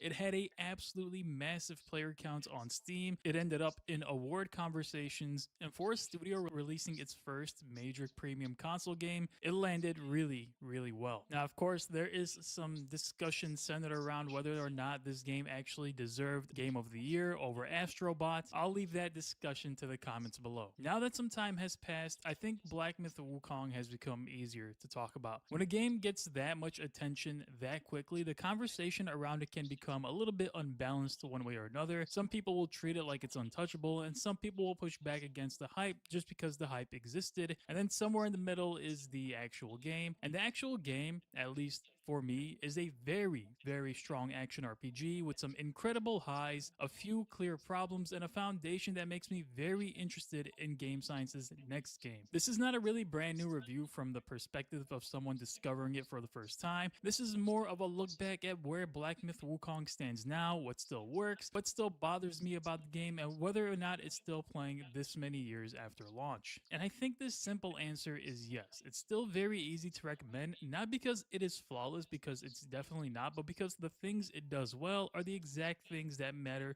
most in this kind of game. The bosses, the presentation, the build variety, the sense of discovery, and that feeling that there's probably something more important hiding just off the main path if you actually take the time to look for it. Now we know the story follows the Destined One who's on a journey to recover 6 relics, with the game pulling heavily from Journey to the West. I went into the game without any understanding of that source material, and honestly, that did make the story much harder to follow. The game throws a lot of characters, names, relationships, details, and references at you, and it doesn't take any time to make sure a newcomer is fully caught up. You either know it or you don't. This isn't necessarily a bad thing though. I would rather a game trust its world than water down everything, and Black Myth Wukong clearly has a lot of respect for the material it is adapting. Even when I didn't fully understand every detail, I could still appreciate the presentations. The cutscenes are excellent, the animated sequences between chapters are genuinely well done, and the game has a visual identity that feels different from most other action RPGs. It's not just another dark fantasy game with a different code of... No one was ready for what just happened. Seedance 2.0 just dropped, and it keeps your character consistent. Before this, AI videos were unable to keep good character consistency.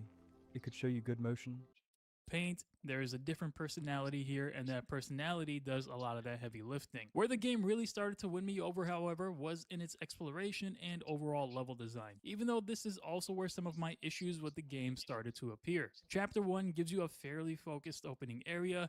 There are a few side paths, some secrets, and optional encounters, but it still feels manageable and somewhat narrow. Then Chapter 2 opens things up much more than I ever expected, and suddenly the game is filled with NPC side quests, hidden bosses, completely secret regions, and entire sections that you can miss if you just stay on the main path. That was one of my favorite parts of the game. Black Myth Wukong rewards curiosity. You might follow a side path and find a boss that you had no idea existed.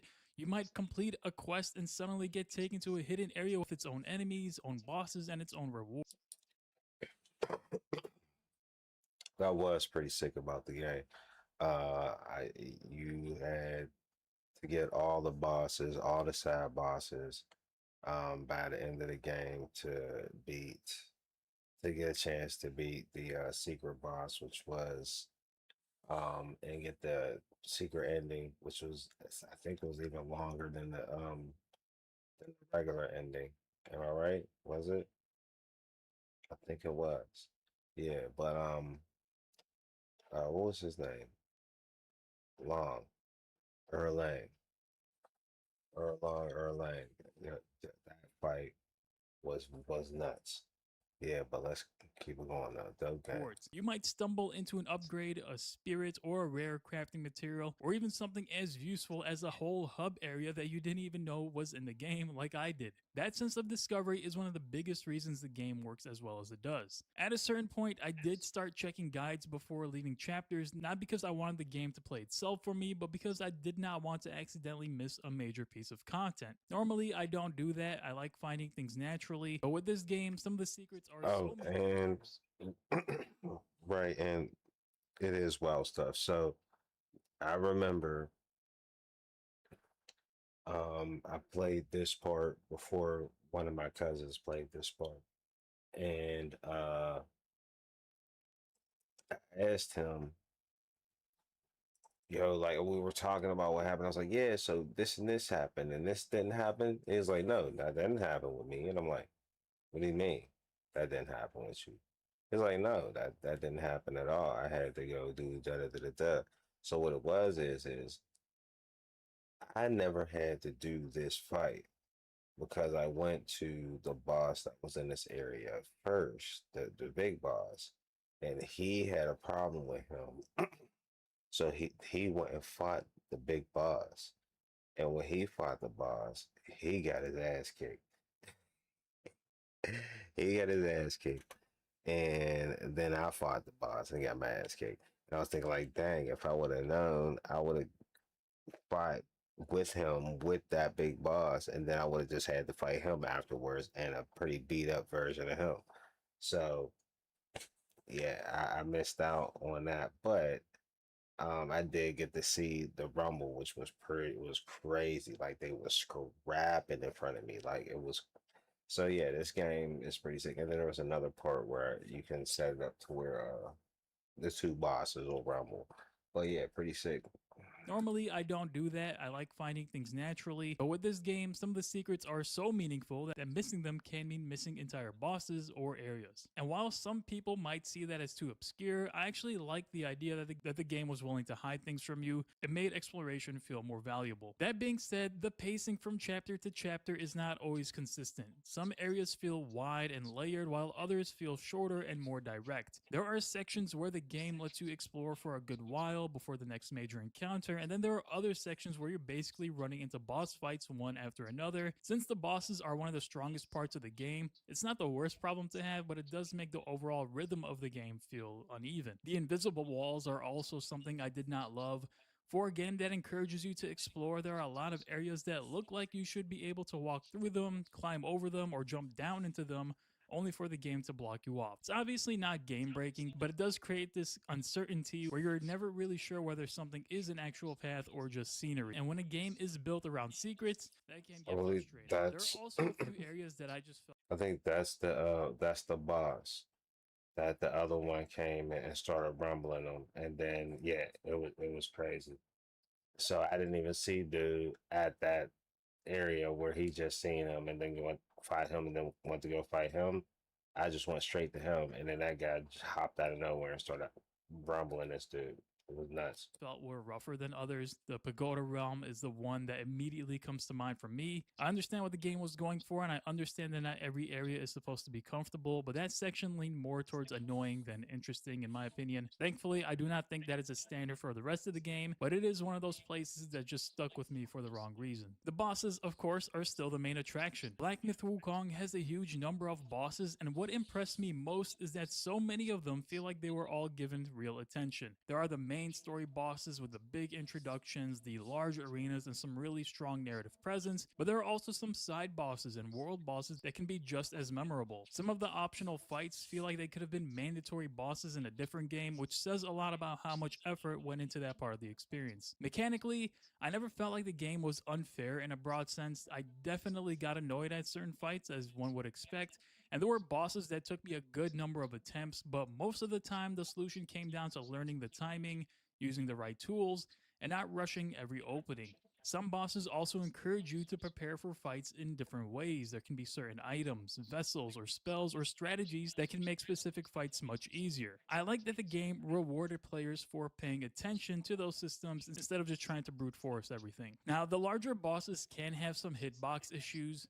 There were definitely times where it looked like my attacks should have connected, but they didn't register cleanly, especially when the boss was really huge in size, moving around quickly, or just partially off screen. That can be frustrating in a game where one missed opening can completely change the flow of a fight. I still think the boss design is one of the game's biggest strengths, but that does not mean that every fight was equally as polished. The combat itself is solid, but I wouldn't say the moveset is the deepest part of the game. Your light attack combo stays pretty familiar from beginning to end, and while the different stances change your heavy attacks and give you different ways to spend focus, I would like to see more variety in the actual core combos. For a game that can take a long time to finish, it would have been nice if each stance changed the feel of combat more dramatically. Where combat becomes more interesting is in the systems that's layered on top of the basic staff fighting. There are spells, spirits, transformations, vessels, relics, armor bonuses, and so much more that all work together to give you a lot of flexibility, more than what the basic moveset might suggest. Immobilize became one of my favorite spells because it lets you freeze an enemy in place and open them up for a ton of damage, but the game is also smart enough to punish you if you rely on one thing too much. There are enemies and bosses that force you to adjust, and that is when the combat is at its best. You might have to switch to Cloud Step for breathing room, or use Pluck of Many to take pressure off yourself, lean into Spellbinder for raw damage, or build around the specific spirit and get that passive bonus. The spirit system is probably one of my favorite parts of the combat. Defeating certain enemies lets you use their spirit, and each one gives you both an active move and a passive.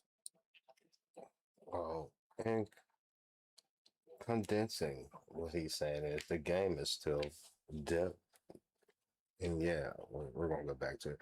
I'm more than likely gonna go on the new game plus, which I think I'm already on one, and I don't think I'll be starting from the very beginning and doing it again.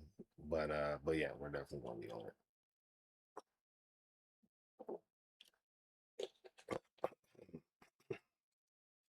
Oof. Down the wrong pipe.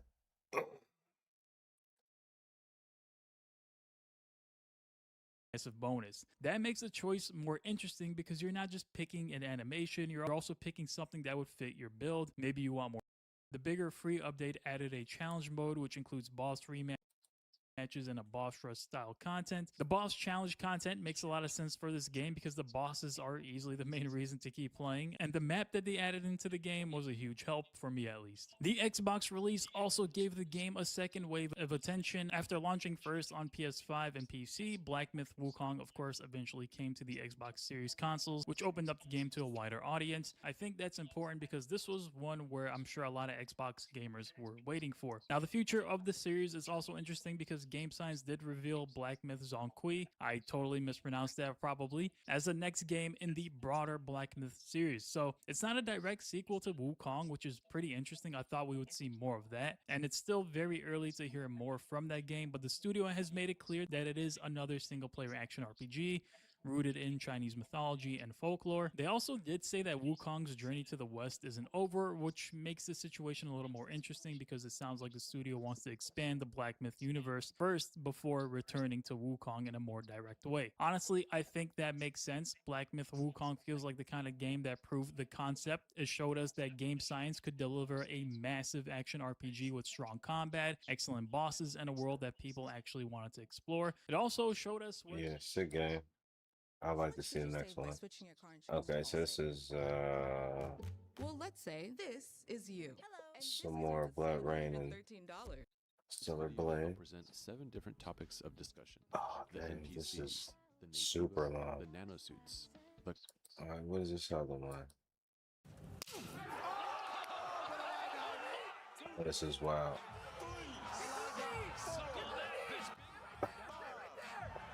The slap battles. Alright, yeah, we'll check out the slap battles in a second.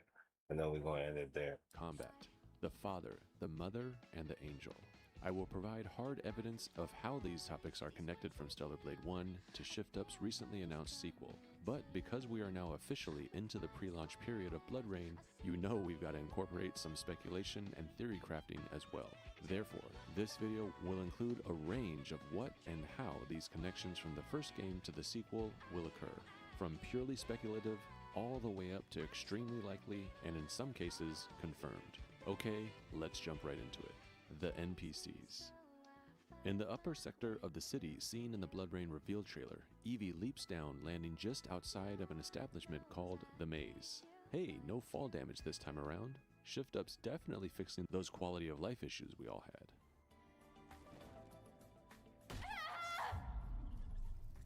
In a previous video breaking down the reveal trailer, just before Evie leaps down, to the left, we noticed Gwen's hair salon. Kim Hyung-tae did confirm already that the next game in the Stellar Blade universe is the story's next chapter, a sequel. And although Blood Rain does not, at least as far as we know right now, include Eve as a playable character, and some of the other heavy hitters like Lily and Raven, the sequel's story will still reveal what happened to some of those beloved characters from the first game. Seeing the signage, Gwen's hair salon, gives us some insight into one of the ways some of the characters from Stellar Blade 1, at least the NPCs, will be included. In one of the interviews Kim Hyung-tae did during Summer Games Fest, he confirmed the city is not a rebuilt Zion. So if this is not Zion, how are we seeing Gwen's hair salon in this new city? I don't think Kasim moved his establishment, but instead expanded with a chain of salons. After Eve saves Zion from the unidentified Naytiba attack, aka Raven, when speaking to the NPCs on the bridge, Kasim makes a couple of sentiments leading us to believe he would stay in Zion, at least long enough to help rebuild it. He states, "Don't worry about Zion. We can rebuild it better than ever. But Angel, you made sure that it wouldn't fall. We'll bounce back. There are survivors. And there's always the hyperdrive. Though it might take a bit of time." It would make sense then that Kasim helped with the rebuilding process that Lily and Eve initiated when they returned to Zion with the last hypercell. I know the Return to Colony ending gets a lot of love, but for this video, I'm going with the Making New Memories ending. After this ending, the Zionites could have helped rebuild their city. Things could have been established, and humanity then would have expanded outward. Therefore, if these things happened, what we are seeing here in Blood Rain is a form of that expansion. Blood Rain could therefore likely take places several years after. In that time, Zion became a once again thriving state, and Gwen's hair salon and some of the other establishments could have expanded. So what of the other NPCs of Zion? Several of you guys already pointed out seeing signs of both Barry and Digger. The fish-carving, rotund wine drinker. Well, at least the signage of him and his establishment can be seen right before Evie completes her superhero landing. Similar to Kasim, I believe his eatery has expanded due to becoming a chain of what are now several berries across the region now. I'm excited that we'll likely get to see the big guy, or at least get to consume his fish and wine. I'll always remember this amazing reaction from Eve once she got to know him.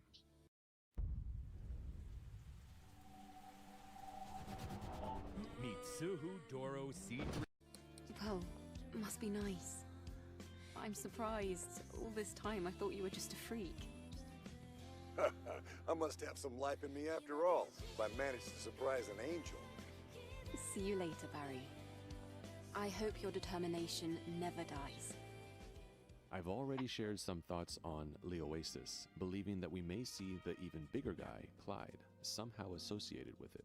But it would be really nice to actually see him. His cool demeanor and the fact that he was one of the very few NPCs that would take playful jabs at Eve in their back and forths made him my favorite NPC. Part of who Clyde was as a character was his attachment to fishing in the Oasis. Well-written characters always move along their arc of development. It would be fitting then for him to finally have a reason to move on from his fishing spot after the attack on Zion. Perhaps he saved the money he earned from Eve after buying all his bait, then moved to the city in Blood Rain. The Oasis could have been set up by Clyde as a casino/hotel to give everyone a little bit of an escape. An oasis to come to find happiness and reprieve from the busy city life. Alright, let's bring it back to some non-speculative evidence. Digger, at least the display of his face, was seen in Trainside Brew, but it is only his face. His little puffy body with the same jiggle physics as Eve is not present. Instead, his face exists here on the machine arm serving coffee. My thought is that Digger now exists within the network and can move through it at will.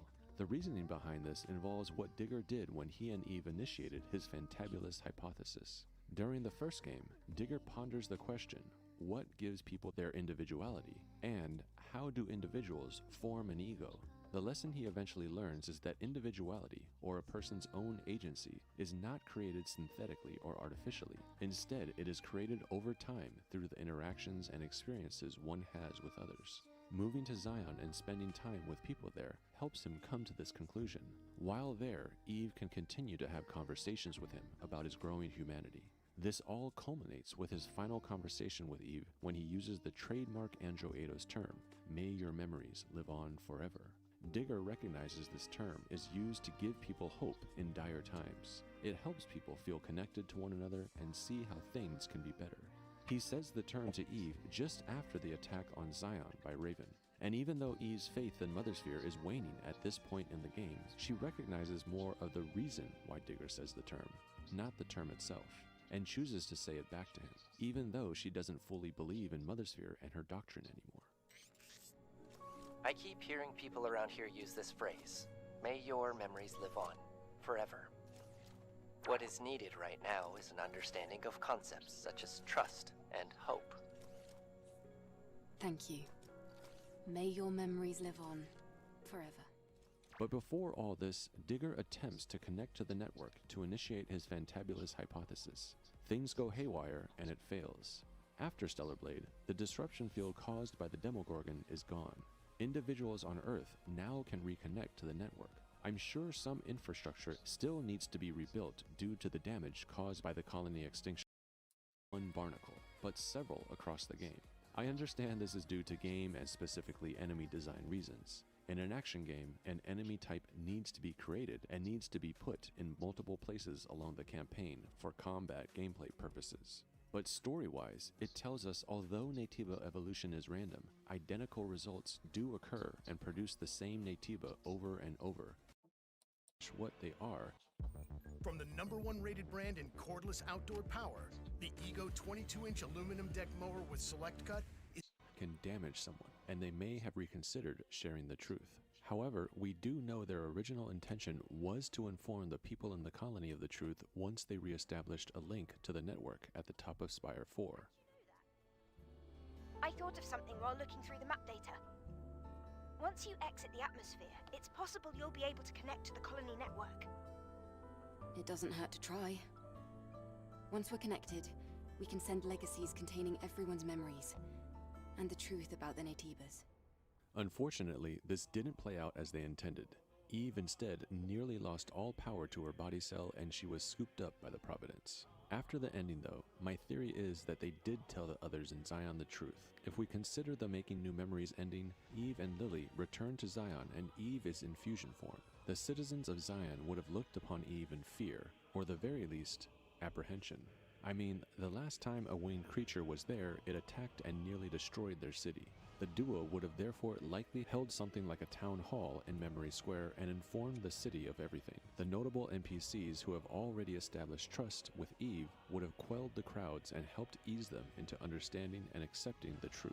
More and more citizens would have come out of the cradle and would have been also informed of the truth. However, I do not believe the citizens in the city where Blood Rain takes place are aware of the truth. Like Eve, part of Evie's journey likely involves her coming to some type of revelation on her own, perhaps assisted by her secret connection to Eve. Evie exudes an introspective personality. She is solitary. She says she does not like crowds, and she holds the vial of scarlet sin in her hands, as if in deep contemplation about its contents and effects. It appears she is and will continue to be a character that considers new pieces of evidence presented to her, but there is an established barrier to her considerations, and Mothersphere is the one responsible. I'd like to take us back to one of the first trailers for Stellar Blade when it still held the codename Project Eve. At the start of the trailer, there is a voiceover of an unidentified angel. She is speaking somewhat in verse. I believe she is stating a prayer to Mothersphere. She speaks of sin and temptation. Let me play it for you here with the English translation displayed on screen. 하늘에 계신 어머니시여, 저희는 지구를 지키지 못했습니다. 적들을 물리치고 인류를 구원하려는 신성한 의무를 다하지 못하였습니다. 하지만 이제 저희가 다시 내려와 남은 목숨 끝까지 바쳐 쌓을 것을 맹세하오니 부디 저희의 죄를 사하여 주시고 저희를 거두어 주시고 저희를 유혹에 빠지지 않게 하소서. Because Mothersphere is omnipotent and can predict the future fairly accurately, I believe she taught her Airborne Squad members this prayer to remember before they dove to Earth. She has predicted that Raphael Marx learned of fusion and would therefore continuously pluck one of the Airborne Squad members from each wave she sent. He would attempt to manipulate them, tempt them to join him, and eventually use his silver tongue to convince them to fully surrender themselves to him. This is what fusion eventually was. And in Mothersphere's eyes, this was the temptation she warned them not to give into. This would be the ultimate sin. So although the Elder Naytiba is gone, his blood remains. Again, I do not think the citizens of this new city have learned the truth. They still follow the Mothersphere doctrine, and part of her doctrine is to not give in to this sin. Part of her continued control of the citizens in this city, and in particular over her Airborne Squad members, is by making this idea of sin and forbiddenness overtly obvious. Mothersphere is likely behind naming the Naytiba blood we see in the trailer Scarlet Sin. It would be sinful to give oneself over to it and become Naytiba, the original enemy of her Andro Eidos humans. In the trailer, we see the effects of Naytiba blood on a typical Andro Eidos human. He is not an organic human. He is an Andro Eidos, an android. Naytiba blood can infect both biological and non-biological entities. It manifests in both animals and real organic humans, and non-biological AI constructs. For example, Taki is an Andro Eidos, and she sprouts organic-looking Naytiba tentacles. Belio is an advanced combat droid, and it has all types of organic-looking Naytiba growths across its body. Before the events of Stellar Blade 1, Mothersphere already reclassified humankind. We are certainly human, but this was not the case not too long ago. It is true that those who came before were responsible for the creation of Mothersphere. The ones now referred to as the last surviving humans. They created us, the Andro Eidos, through Mothersphere. One thing I don't understand is why People were hating on this story.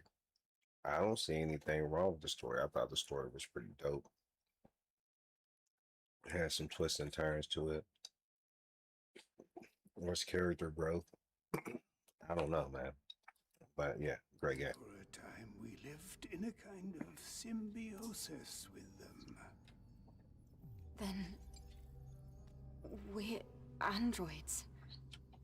We were created. Then why did Mother Sphere... The reason is unknown. However, at some point, Mother Sphere made a decision. Humanity's survival depended on a reorganization of the species. And that conflict led to war and the eventual extinction of the surviving humans. It's theorized that because of global warming, Mother Sphere made the decision to kill off organic humans and replace them with her android race, the Androidos. Raphael Marx was the last true human, a real organic human, left on Earth. Because Blood Rain is a sequel, Raphael Marx is gone, and there are no more organic humans left on Earth. So the terrorist infected by Scarlet Sin is an Androidos human, effectively an android. But Evie is an advanced Androidos. If she takes a hit, like Ken attempts her to, she may experience different effects. Perhaps taking a hit of Scarlet Sin puts her body frame into overdrive, and this is how she activates her super mode, akin to what Eve did with Taki mode. By Mother Sphere aptly naming the Naytiba blood that exists within Blood Rain's story a sin, she is putting up another one of her barriers to the truth getting out, another form of control she puts on her subjects. And it serves as another reminder to the ongoing dynamics Mother Sphere has with her father, her creator, Raphael Marx. I'm 54. I'd basically given up on my body ever looking the way I wanted. My doctor kept telling me to walk more.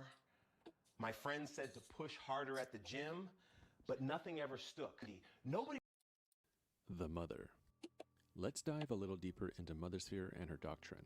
Although a sequel, this city seems to reflect the time before the events of the Final War. This is why so many people, myself included, believed Shift Up was making a prequel when they released the concept art a few months ago. The city has the look of a functioning society, people out and about, citizens traveling to and from locations via driving and flying cars, and an infrastructure that works properly. Traffic lights, signage, and storefronts. But lo and behold, Blood Rain is a sequel. One part of the story that has me most curious is thinking about what Mother Sphere's role in it, in this sequel era time, will be. As I mentioned, I believe the truth that Eve and Lily shared with those in Zion has not made it out to the broader world. For some reason, it has been concentrated within that population of Zion only, and Mother Sphere has put a chokehold on the information getting out.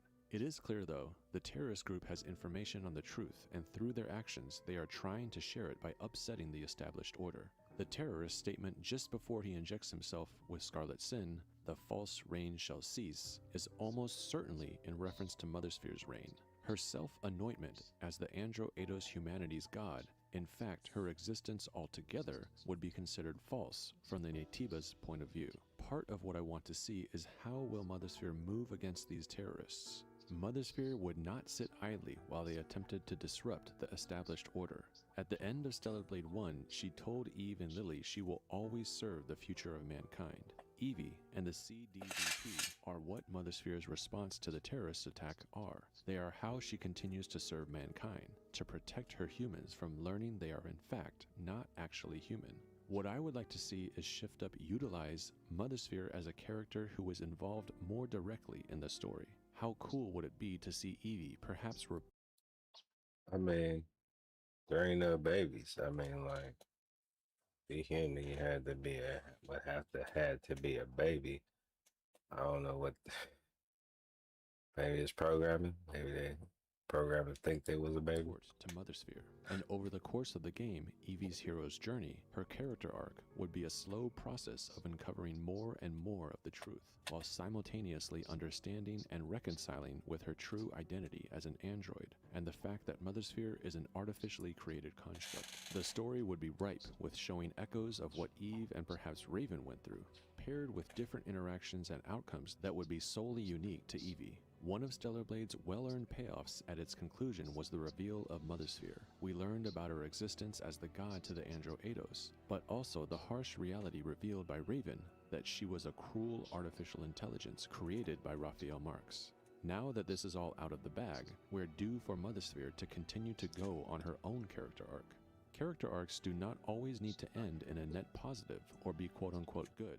Mothersphere can continue to go on an arc of diabolical cruelty. She can continue to deceive the Andro Eidos we see in Bloodrain City. She could continue to manipulate their memories, and we could learn about new layers of her doctrine. But I would love it if we could see these actions play out in a more direct way. We all know what she did in the colony extinction because we read about it in item descriptions and memory sticks. Let there be more terrible actions of the created god, but this time in Bloodrain, let's see it firsthand in combat, gameplay, and cutscenes. Let's see this artificial superintelligence go full tilt and unleash some truly unthinkable actions, all justified in her eyes as necessary to serve the future of mankind. The Angel. What are the connections of Evie to Lily? Physically, they share some traits, both smaller in height, and also smaller in, hair. They both have shorter hair, both auburn and reddish hair, and both have out-of-the-norm voices. Eve even notes how Lily talks funny, and Evie has a unique voice of her own, raspy like a low, soothing growl. Do these similar physical traits suggest that Evie could be from Lily's Wave 5? Well, wouldn't you know it, to add to the speculation, Shift Up CEO Mr. Kim revealed a shirt he wore at the Summer Games Fest interviews that seems to deliberately tease Evie belonging to the 5th Airborne Squadron. The shirt has the same text on Evie's white nanosuit from the trailer, CDDP, and Fairness and Peace. Directly below that is Eve 05. And then the text written down the middle of the shirt states Eve Protocol since 2102, number 192, it's a long number, I'll come back to it. Machine Engineering Support Team in Eve 5th, the Warriors for Humanity's Victory. So what's going on here? Let's go line by line and break it all down. I believe the first line, Eve Protocol, since... How would that even work if that was back then and this is supposed to be like years in the future? So maybe it's not years in the future, it's just in another location, but we would assume that Marx could travel to a lot of different places and would know about that, would say something about other cities. So I don't know, man. Since 2102 means Mothersphere started making Eve protocols in 2102. There are a couple of other timetables already established within the Stellar Blade lore close to this date. Let's see how this new date, 2102, now mixes into things. The other closest date to 2102 is what's seen on a billboard in Zion that shares similar syntax, specifically the wording, quote-unquote, since, and then the year. The billboard is an advertisement seen on an electronic billboard just under Lyle's shop. It is advertising Patello's Plaza, with the line at the bottom reading, World's Greatest Hotel and Resort Group since 2103. I have to admit, I completely missed this date, 2103, on this advertisement until just now as I started a new playthrough in preparation for another video I'm making. Okay, so we have references to two back-to-back years, 2102 and 2103. If Mothersphere did start her Eve protocols in 2102, this gives us a new understanding of the audio-only recording in the Hall of Records. The recording states, "At the start of the 22nd century, humanity's right to life was threatened by advanced global warming. Having foreseen this, Mothersphere ensured mankind could meet this challenge. The eons-long process of natural adaptation resolved near instantly. The body cell replaced the heart and made it possible to survive in environments without oxygen or water." Well, I basically bought this roof over the internet. I don't think that was the right context. I don't think they wanted to say that all this happened within a 3-year period. That'd Crazy. Although this recording is a lie in that it omits the truth that Mother Sphere's reclassification of humankind involved doing away with all organic humans, it does give a reliable time frame of when reclassification occurred. I had always thought that because this recording is an obvious lie that is fed to her Andro Eidos humans about their origins, and therefore Mother Sphere using the time frame, the start of the 22nd century, was just some random untrue date of when reclassification occurred. However, I now believe reclassification did happen at this time, the beginning of the 22nd century. Altogether, this gives us 3 points in time to make sense of. Unfortunately, though, the phrasing "at the start of the 22nd century" does not give us a specific date when Mother Sphere enacted reclassification, aka ending organic humans' reign on Earth and replacement with her Andro Eidos as the new humans. The start of could mean the very first year of the 22nd century, 2101, or it could just mean some time in those first handful of years of the 2100s. We'll have to assume it does mean the very first year, 2101. This would make the most sense, timeline-wise, as Mother Sphere would have had no reason to start making Eve protocols until after she calculated Raphael Marx survived, became the Elder, and took on the moniker of Adam. My whole theory on the Eve protocols in Stellar Blade 1, we knew of 2 of them, Eves and Ravens, is that they are procedures that involve the airborne squad member they have been assigned to interacting in some way with Adam. It takes into consideration the Christian influence that we know is quite prevalent in Stellar Blade, and references humanity's first man and woman, Adam and Eve. Eve's was retrieving the truth, and then her obviously fusing with or killing Adam, a decision that she had to make after obtaining the truth. And Raven's was her collapse into madness after learning the truth. So these dates could be interpreted by the following. Mother Sphere reclassified humanity in 2101. The surviving humans fled underground and Naytiba were created. The Elder Naytiba was the only successful evolution of a surviving human into a Naytiba. Then in 2102, Mother Sphere started creating Eve protocols. Being that she is an ASI, she created hundreds of trillions of different protocols, hence this extremely large number on Kim Hyung-tae's t-shirt. The Elder Naytiba and surviving human scientists continue their experiments underground in the Lavoirs for an undetermined amount of time. You have to consider the group rebuilt and rebranded some of the Lavoirs with their signage Native. If they did this, they could have been underground in the Lavoirs for years. Mother Sphere's new human society continues to function on Earth's surface, and Patelos, a hotel and resort group, establishes itself as a business in 2103. The wording, since 2103, implies the company has been around for a while, so it makes me believe Mother Sphere's utopian society after reclassification lasted several years. This advertisement wouldn't have that wording if 2103 was not at least several years in the past. The amount of time the new humans lived on Earth and the amount of time the surviving humans lived underground obviously has to be the same amount of time, so several years does seem to be plausible. So if society ceased because of the final war, and what we are seeing with this billboard as the moment in time where the world stopped functioning, perhaps Mother Sphere's society lasted for the majority of the 22nd century, if not more. It's too bad we simply don't have a date of when the Yeah, it doesn't seem like it makes much sense that Evie will be from the 5th wave if the waves go in order. You know what I'm saying? But okay. The final war started, as this would help give us a more definitive interval of time when the new humans lived on Earth after reclassification. Okay, now with an understanding of this line of text on Mr. Kim's shirt, let's bring it all back to Evie. Perhaps what this is saying is Evie is going to have an Eve protocol of her own, and hers is this extremely long number in the 100 trillions. The next line of text seems to confirm Evie's connection to Lily by means of them both being from the 5th Airborne Squadron. 07 is plastered over Eve's 7th diving suit, and 03 is on Eve's 3rd diving suit. Mr. Kim wearing a shirt that has 05 on it is why it would make sense for Evie to be from Wave 5. The Airborne Squad member from the Project Eve trailer is from the 6th Airborne Squadron, and 06 is plastered on the outside of her drop pod, further supporting that 05 seen on Mr. Kim's t-shirt means that Evie is from Wave 5. But the keen-eyed Stellar Blade fan would remember there is a 03 written on Lily's nanosuit. Why does Lily have 03 written if she's from the 5th Airborne Squadron? Some have theorized she is the 3rd generation Artemis unit. We know Artemis units were around during the Final War.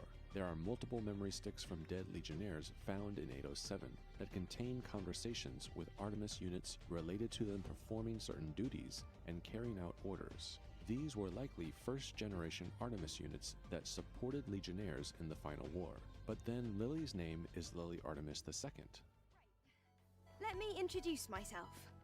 So I finally went to allstate.com. It was so easy to switch. I'm an engineering support of the 5th Airborne Squad. Lily Artemis II. So she is the 2nd generation Artemis unit, right?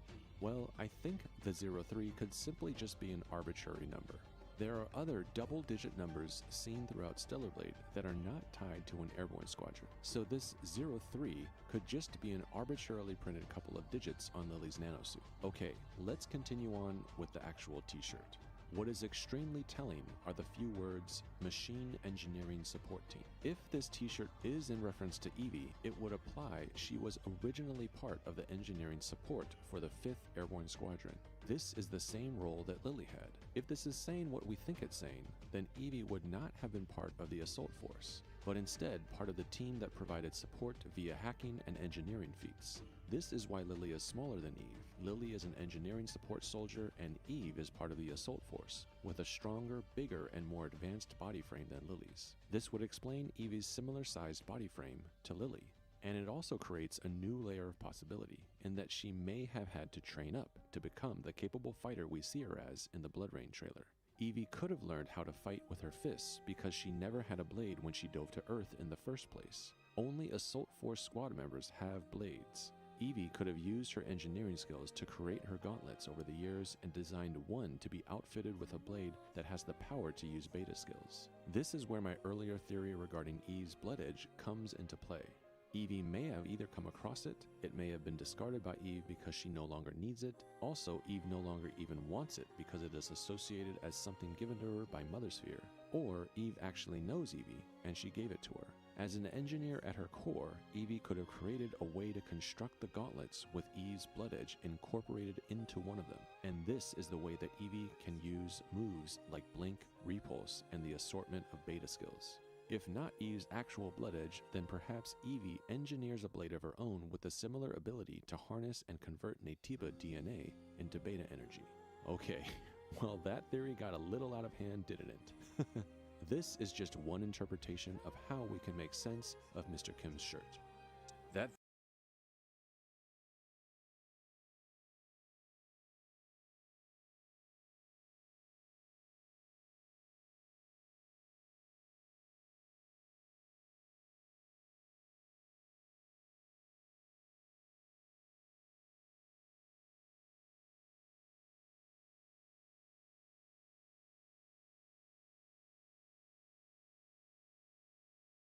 One of the night. Ladies and gentlemen, this match is 3 rounds in the Power Slap Heavyweight Division. Introducing to you first, in the blue corner, he stands 6 feet 1 inch tall, weighing in at 236 pounds. Out of Louisville, Kentucky, Amanpreet, the Indian Lion Sheriff.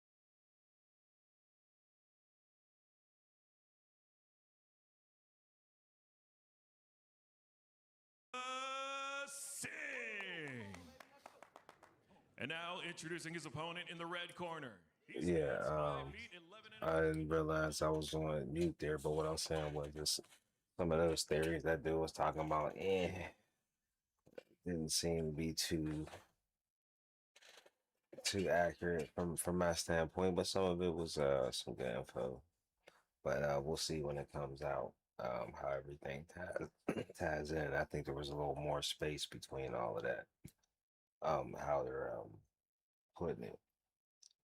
But yeah, so we about to watch these guys, the slap battle, crazy. I was saying, I don't know how these dudes ain't fighting after this, but then again, if someone slaps your face clean off, I don't think you want any problems with that type of person afterwards. They could do that to you. And then, 1.5 inches tall, weighing in at 257.5 pounds. Out of Orlando, Florida, Lance Hawaii. And when the action begins, your referee in charge, Kerry Hadley. Winner of the coin toss and striking first, Amanpreet. And this is the first time tonight we're going to see the big fella step to the power slap table. Don't move right there. Okay, Blues won the toss, hand and count. 30-pound weight. Right on three. Right hand on three. Right hand on three. You must measure. Does not look small. There's your He looks measure. absolutely jacked as well. so crazy. Go right on three. Smart man. One. Good swing back. Yo, Huge wow. hands as well. Sits him drops down. Two. Three. Back up, but he's got a Four.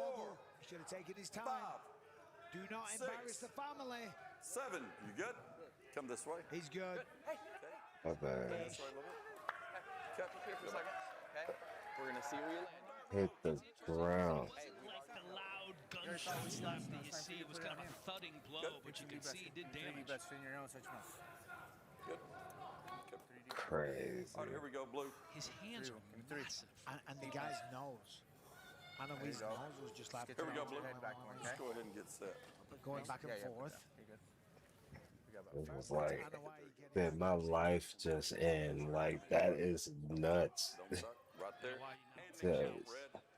to voluntarily do this. You must measure. You must measure. When you get dropped like that, everything's off. There's your measure. Your range, your power. I'm good. Fair Went blow. too soon, Fair blow. rushed it. Come here, Sing. All right, here we go, man. Look at me. I need you to concentrate. You can finish it right. Look at me. Okay. I need you to concentrate, okay? Lock it on. Minor heel lift. Yeah, and it was a little low as well, so he didn't even land all of that smaller hand on the face. There's your Playing with measure. his opponent. Know what to expect now. Bite down and we eat. One. I'm telling you, I got a bad feeling. Fair blow. He ate Fair it blow. like it was a snack cake. Good job, man. Like it was a little Debbie. Fair blow. This is crazy work, dog. He slapped him. You see where your palm was? Interesting Here. because Okay, so if we the come in slap, just a touch, you know, technique and the rotation looked exactly the same as the first one. It's just lit. I could never, dog. Stay strong. Stay right there. Stay right there. Hand and count. Right on one. We know Okay, where right now, hand Lance. on one. You must measure. Fast See and the accurate. lineage We know where runs now. deep for Anawa'i. Go on one. There's your Do not measure. do that. Oh.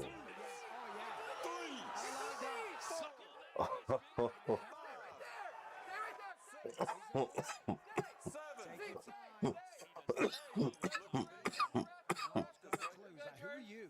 I'm gonna have to think about where he's at. Yeah, that's great.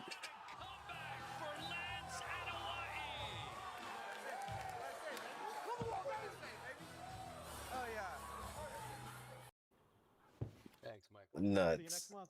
So you can get these delivered? It's literally water.com. Your favorite water brands on schedule. These ladies have experience coming in, so no excuses. Yo, Clean, foul-free. slapped the life out of him. He didn't know where he was at. And for Dalton, of course, as we said, Red corner, got one a toss, nose and broken we'll last strike time by first, hand a and club. count. Right hand on one. You So must she measure. knows the importance of landing cleanly. Get your hands set, then your feet. No, I'm sorry. I mean, can you do another round after being slapped like that? I mean, it's like one Chance here to be one trick pony. She can get a first-round knockout. Good. Clubbing. Yeah, there it is. Called it. Beautiful. Come here. Foul. Crazy. Zoe. Come here. I got you. We're good. First Foul clubbing. foul of 1 the point. night. That's all right. Hey. 1 point straight 1 away. point. Stand up a little bit. With Paige Van Zandt in her debut. Chin out. And now she is set to receive for the first time Hand here and tonight at Power count. Slap 19.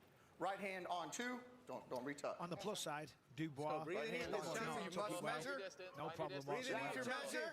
Good. Find your distance. Get comfortable. Make sure you breathe. You see this Let's little go. bend in the arm. When they straighten it, that'll move the hand back towards the back of the head. Come on, baby. Club. Good slap. Good slap. That's all right. Come here. I call that a good slap, and that seemed low too. Yeah, There's work to do here for Mini Mayhem, Chelsea Dodson. I need that chin Trying up. to make it Chin up. Don't tuck back-to-back it so wins much. for the first time in her power slap We're good career. right there. Hand and count. And it is slap number 2. Right hand on for Chelsea. one. Right hand on one. Right hand You on must one. measure. I always say it. I don't like that. She did that last time. She got a club. That's your measure. Wasn't the worst club, but still lost a point. Good, beautiful. Clean Zoe, slap. beautiful, Zoe. Clean Beautiful, slap. beautiful. You got them No all. problem for Dubois. Dances back to the corner. Are they wearing earplugs in their ears? I hope those ain't like A little bit low. Okay, so we're coming. like I was going to say you're far more prepared. listening apparatuses, because that can't be good. They look pretty good. Get slapped in that. All the way through it, Zoe. You got Shoulders it. down. Relax. I think that's so they don't pop the eardrum or Requires something. a lot of strength or power. Chin out just a little bit. Well, definitely Not not in the upper body. But Yeah, she's like you know, tucking in like a turtle. Right hand on little, two. Left hand on oh, she's two. going left. She's switching up hands. Right on that target. She's swishing it up. That's crazy. Unless there's a reason for it. I could see that. One. Good shot, good shot, good shot. Clean slap. Clean slap. Clean Sounded slap. good. Don't know they did a whole lot of She damage. went lefty on her. Oh, snap. For Zoe Dubois in round 2. That was much better. Round 3 presented by Lucy Breakers. Nicotine pouches with flavor that slaps harder Last one and here, girls. lasts. Here we go. seconds. Last one. Stay right in there and take that All shot right, again. third Beautiful. round, you would Beautiful think job. after Slaps. penalty in the first round, Chelsea Dodson needs a Like we all said here. big That's good. round here. Do not Yeah, move. but the reality is neither lady has been able to hurt each other. Funny thing is, I was thinking like, do people get knocked out doing this? And the That's your measure. first round Stay right there. There we go. Nice and loose. was a knockout. Or a knockdown. Beautiful. Fuck. Good slap. Clean slap. I think that's the Clean best slap That's all right. That's all I right. think you're right. Good. of her performance tonight. Beautiful, beautiful. Hey, so listen. Certainly had the most She lost the impact. point, okay, so we just no clubbing right here.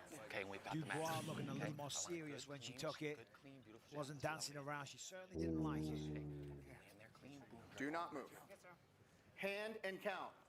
On two. On Good, two. clean shot, Zoe. Left hand on two. You I must never measure. understand one.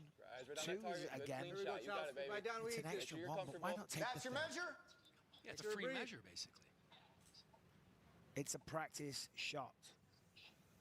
Practice makes perfect. Good. Dalton with a Good good slap. poker Good face slap. there, Good job, good immediately job, with good. a big huge smile. Dodson coming in. I think you can't. We are going to find out now from Justin Bernard. I mean, you can't help but to try to stretch your face after slapping like that. All 3 judges scored the contest 29-27 for the winner by unanimous decision, Zoe Dubois. Yeah, she definitely hit her with both hands. Put hands on her literally. Introducing to you first in the blue corner. She stands 5 feet 5 inches tall, weighing in at 136.5 pounds. Out of Pittsburgh, Pennsylvania, What? Danny Mo. That's crazy. I know about them Introducing her parts. opponent in the red corner. Pittsburgh, Pennsylvania. 7 inches tall, weighing in at 138 pounds. Out of Orlando, Florida, Teal, the Wild Child Piper. I root for the Steelers, so I gotta root for The coin toss and striking the yellow-haired first, chick. Danny Mo. So Danny Mo, it's got it listed here as Pittsburgh, but she's originally from Right a hand small on town three. near You Adelaide must measure. in Australia. Right down, we eat this. Gonna look to That's your send measure. Teal Piper down under. Okay, she's just repping Pittsburgh. Two. Oh, Nice. Good. Good slap. Clean sounded slap. good. Good first slap. Good shot. Good Teal shot. Piper took it no problem, smiling, having fun. You're good. She's just standing there. More rotation. Hand and count. One. What hand? Gonna go on one. Right hand on one. You must measure. That's your measure. Ready? Oh, Beautiful. Oh, almost missed it. Foul. Stepping. Step. oh, she steps as well. See, that's the problem. One He gets point. so excited. 1 point. You get to swing your first 1 slap. point. You forget about the rules. What do you call that? Stubbing? Got to control yourself. That's a 10-8 round right there. I mean, even Charlie knows that. You can't step back. Okay, let's go. Let's go. Go get it right now. Okay. She took a step. All right. First one We're was good pretty right solid. there. Hand and count. Right on 3.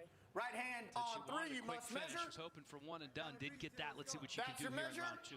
Again, being a pole vaulter, all that arm wrestling. Does a lot of bowling as well. It's all using the arms. 2.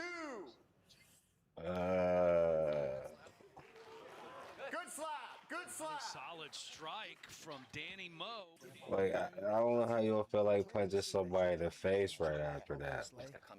Hey, yo, look at that. Mouth might have a little cut because she keeps licking something.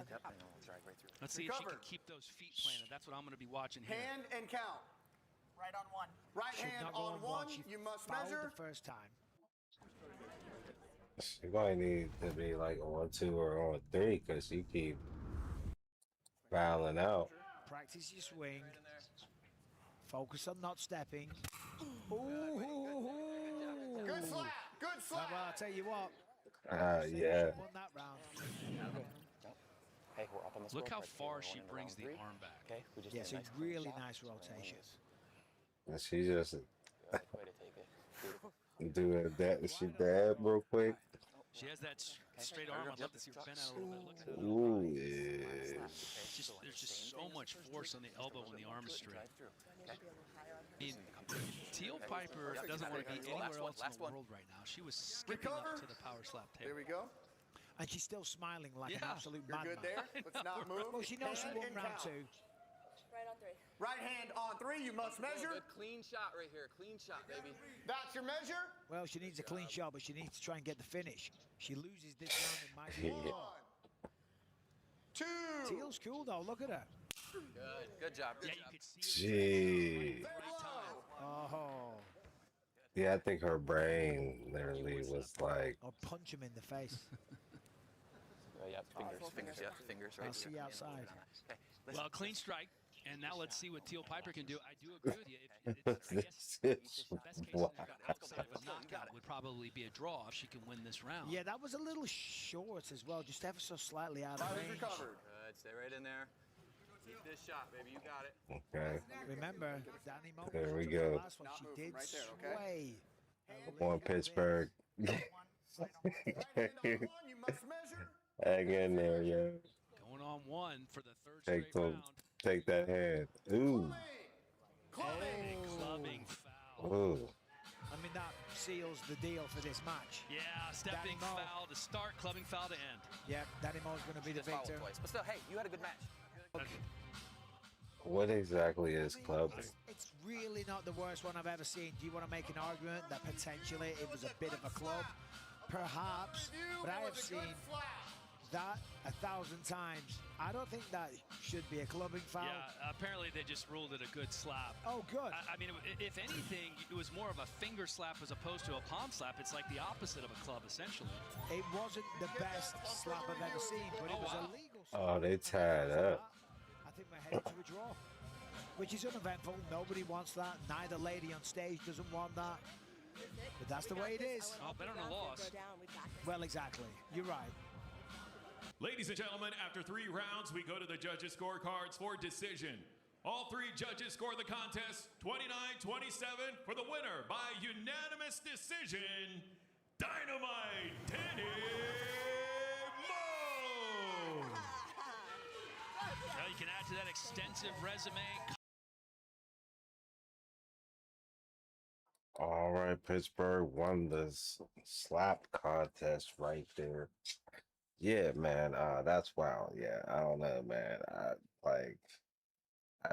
I'd be ready to rumble. Yeah, the slap like that. That's crazy.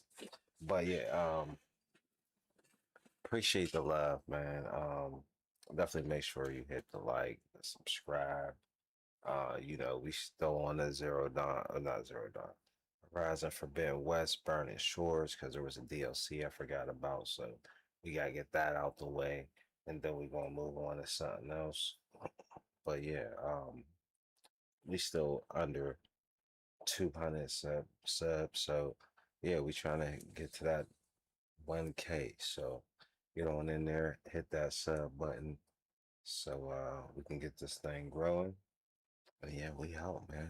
Y'all be good. Happy Father's Day, Juneteenth weekend, all that good stuff. Be safe. We out.